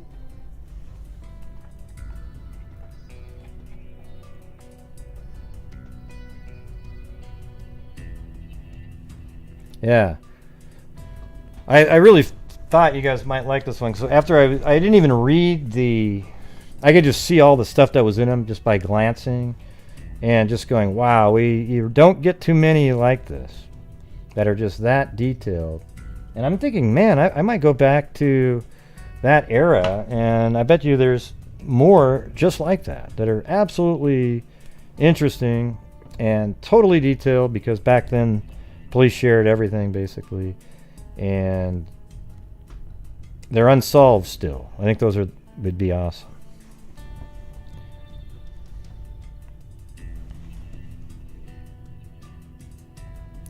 Awesome. Well, thank you guys. I appreciate it.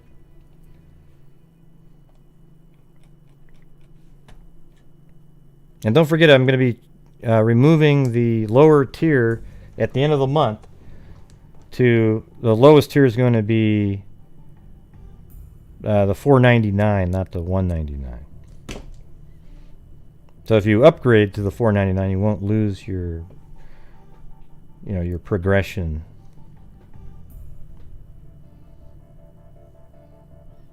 Hey, thanks, CR. Yeah, it's pretty.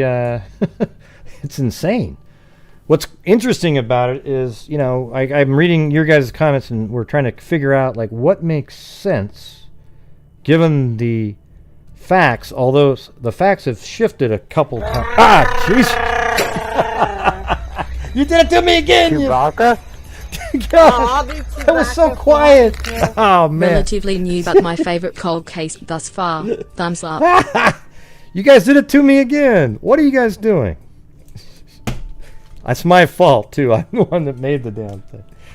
Oh, shit. That's crazy. Hey, thanks, CR. At least I didn't spaz out quite as much. I did jump, though. See, what you guys don't realize here, it's really dark, and it's late, and I'm by myself here. You know? And then it gets quiet in my ears, and all of a sudden, hey, great! You know? Wow.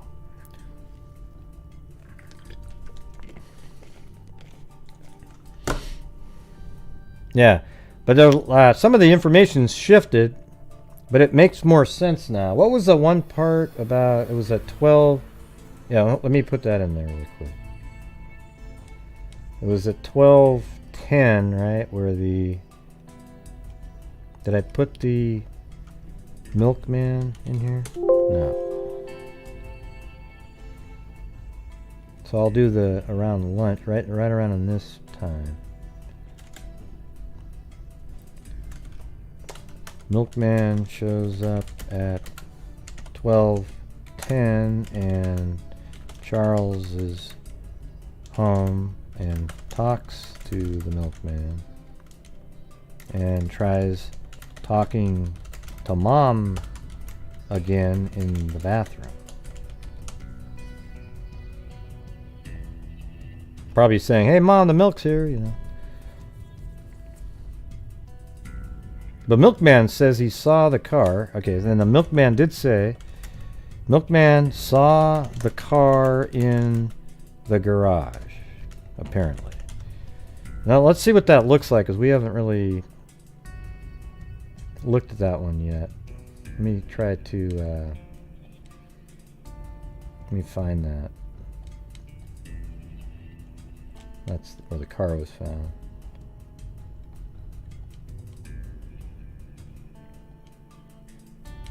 I know I was going to get off, but let me just check this out really fast. I think that's the driveway.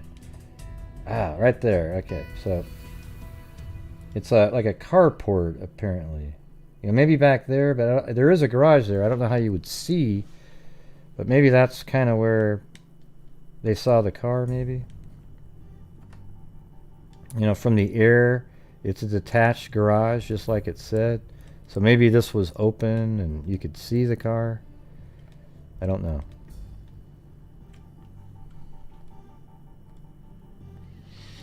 So, anyways, let me save that. Awesome. Got a little note. Look at all those notes from that.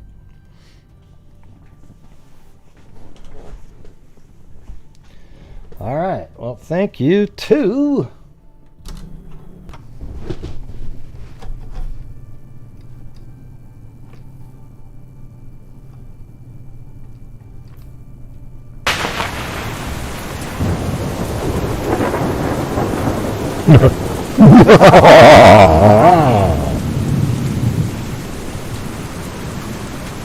Thank you, Symmetra, a new member.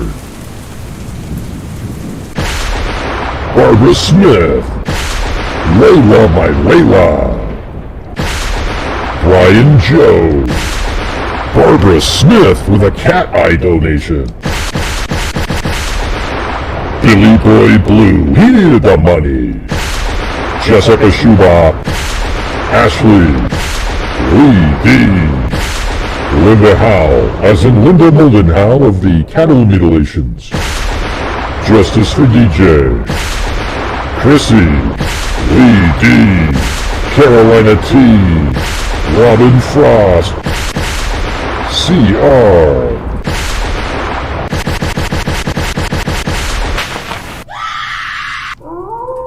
Ring around the rosy, a pocket full of pussy.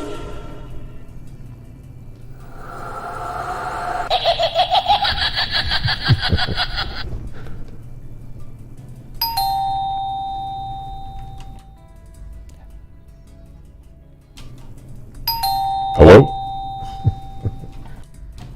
It's me, it's Mary Lou. How's it going, John Boy?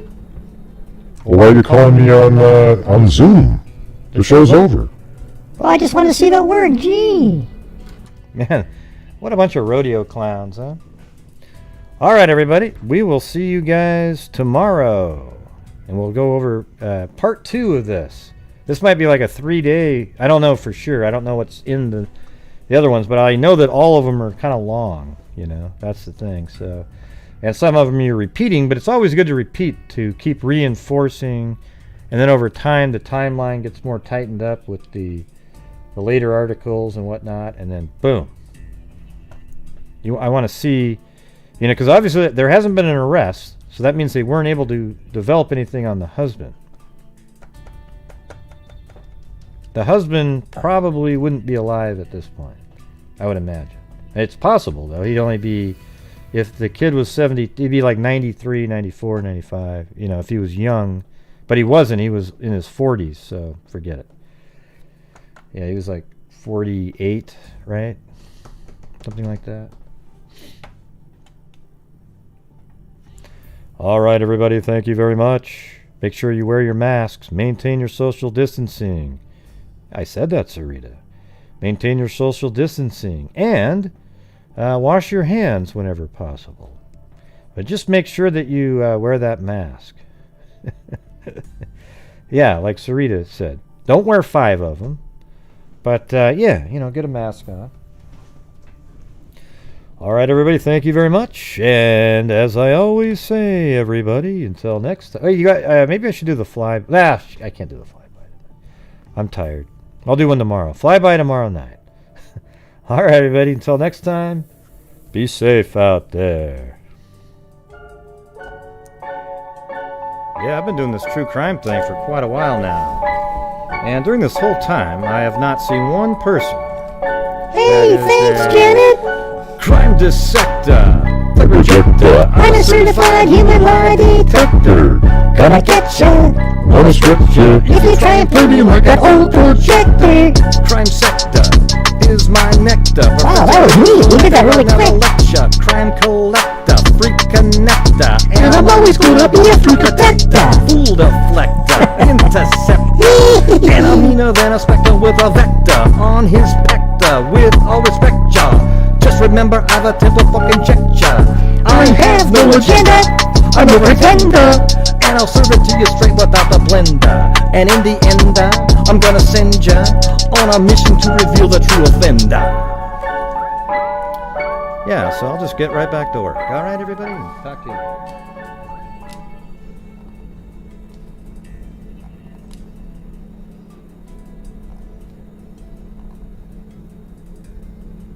Hello? Anybody there? Hello? That was a cool show. Is anybody gonna say anything? No. Why not?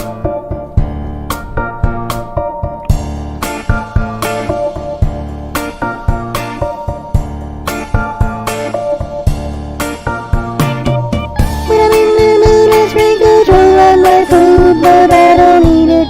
I chew it up and spit it out and repeat it. It's not a treat, the truth is me. Just one of the ways that I defeat it.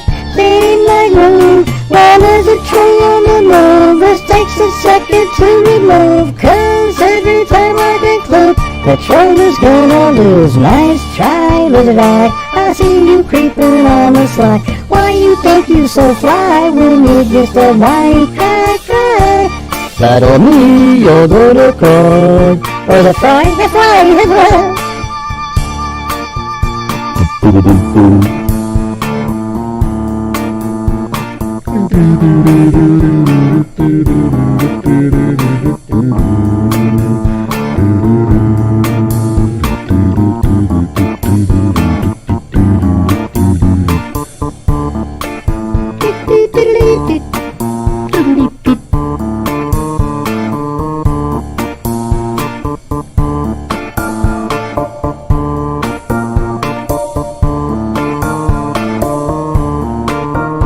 Hey, I'm glad you like the show, Sarita. Yeah, that's cool. How are you reading the chat, Mary Lou? You are in the computer. How do you do that? Because it's in the computer. It's on the screen. Gee. Oh, okay. So you're able to see digits, like literal zeros and ones. Yeah, something like that. I'm artificial intelligence.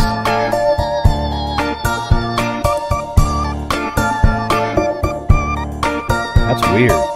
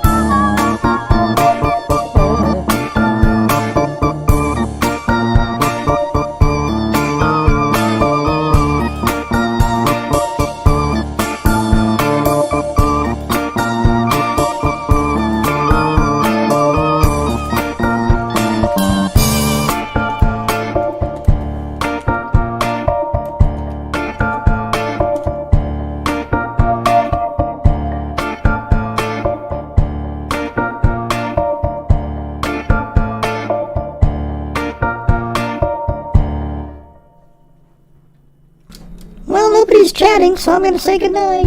See you later.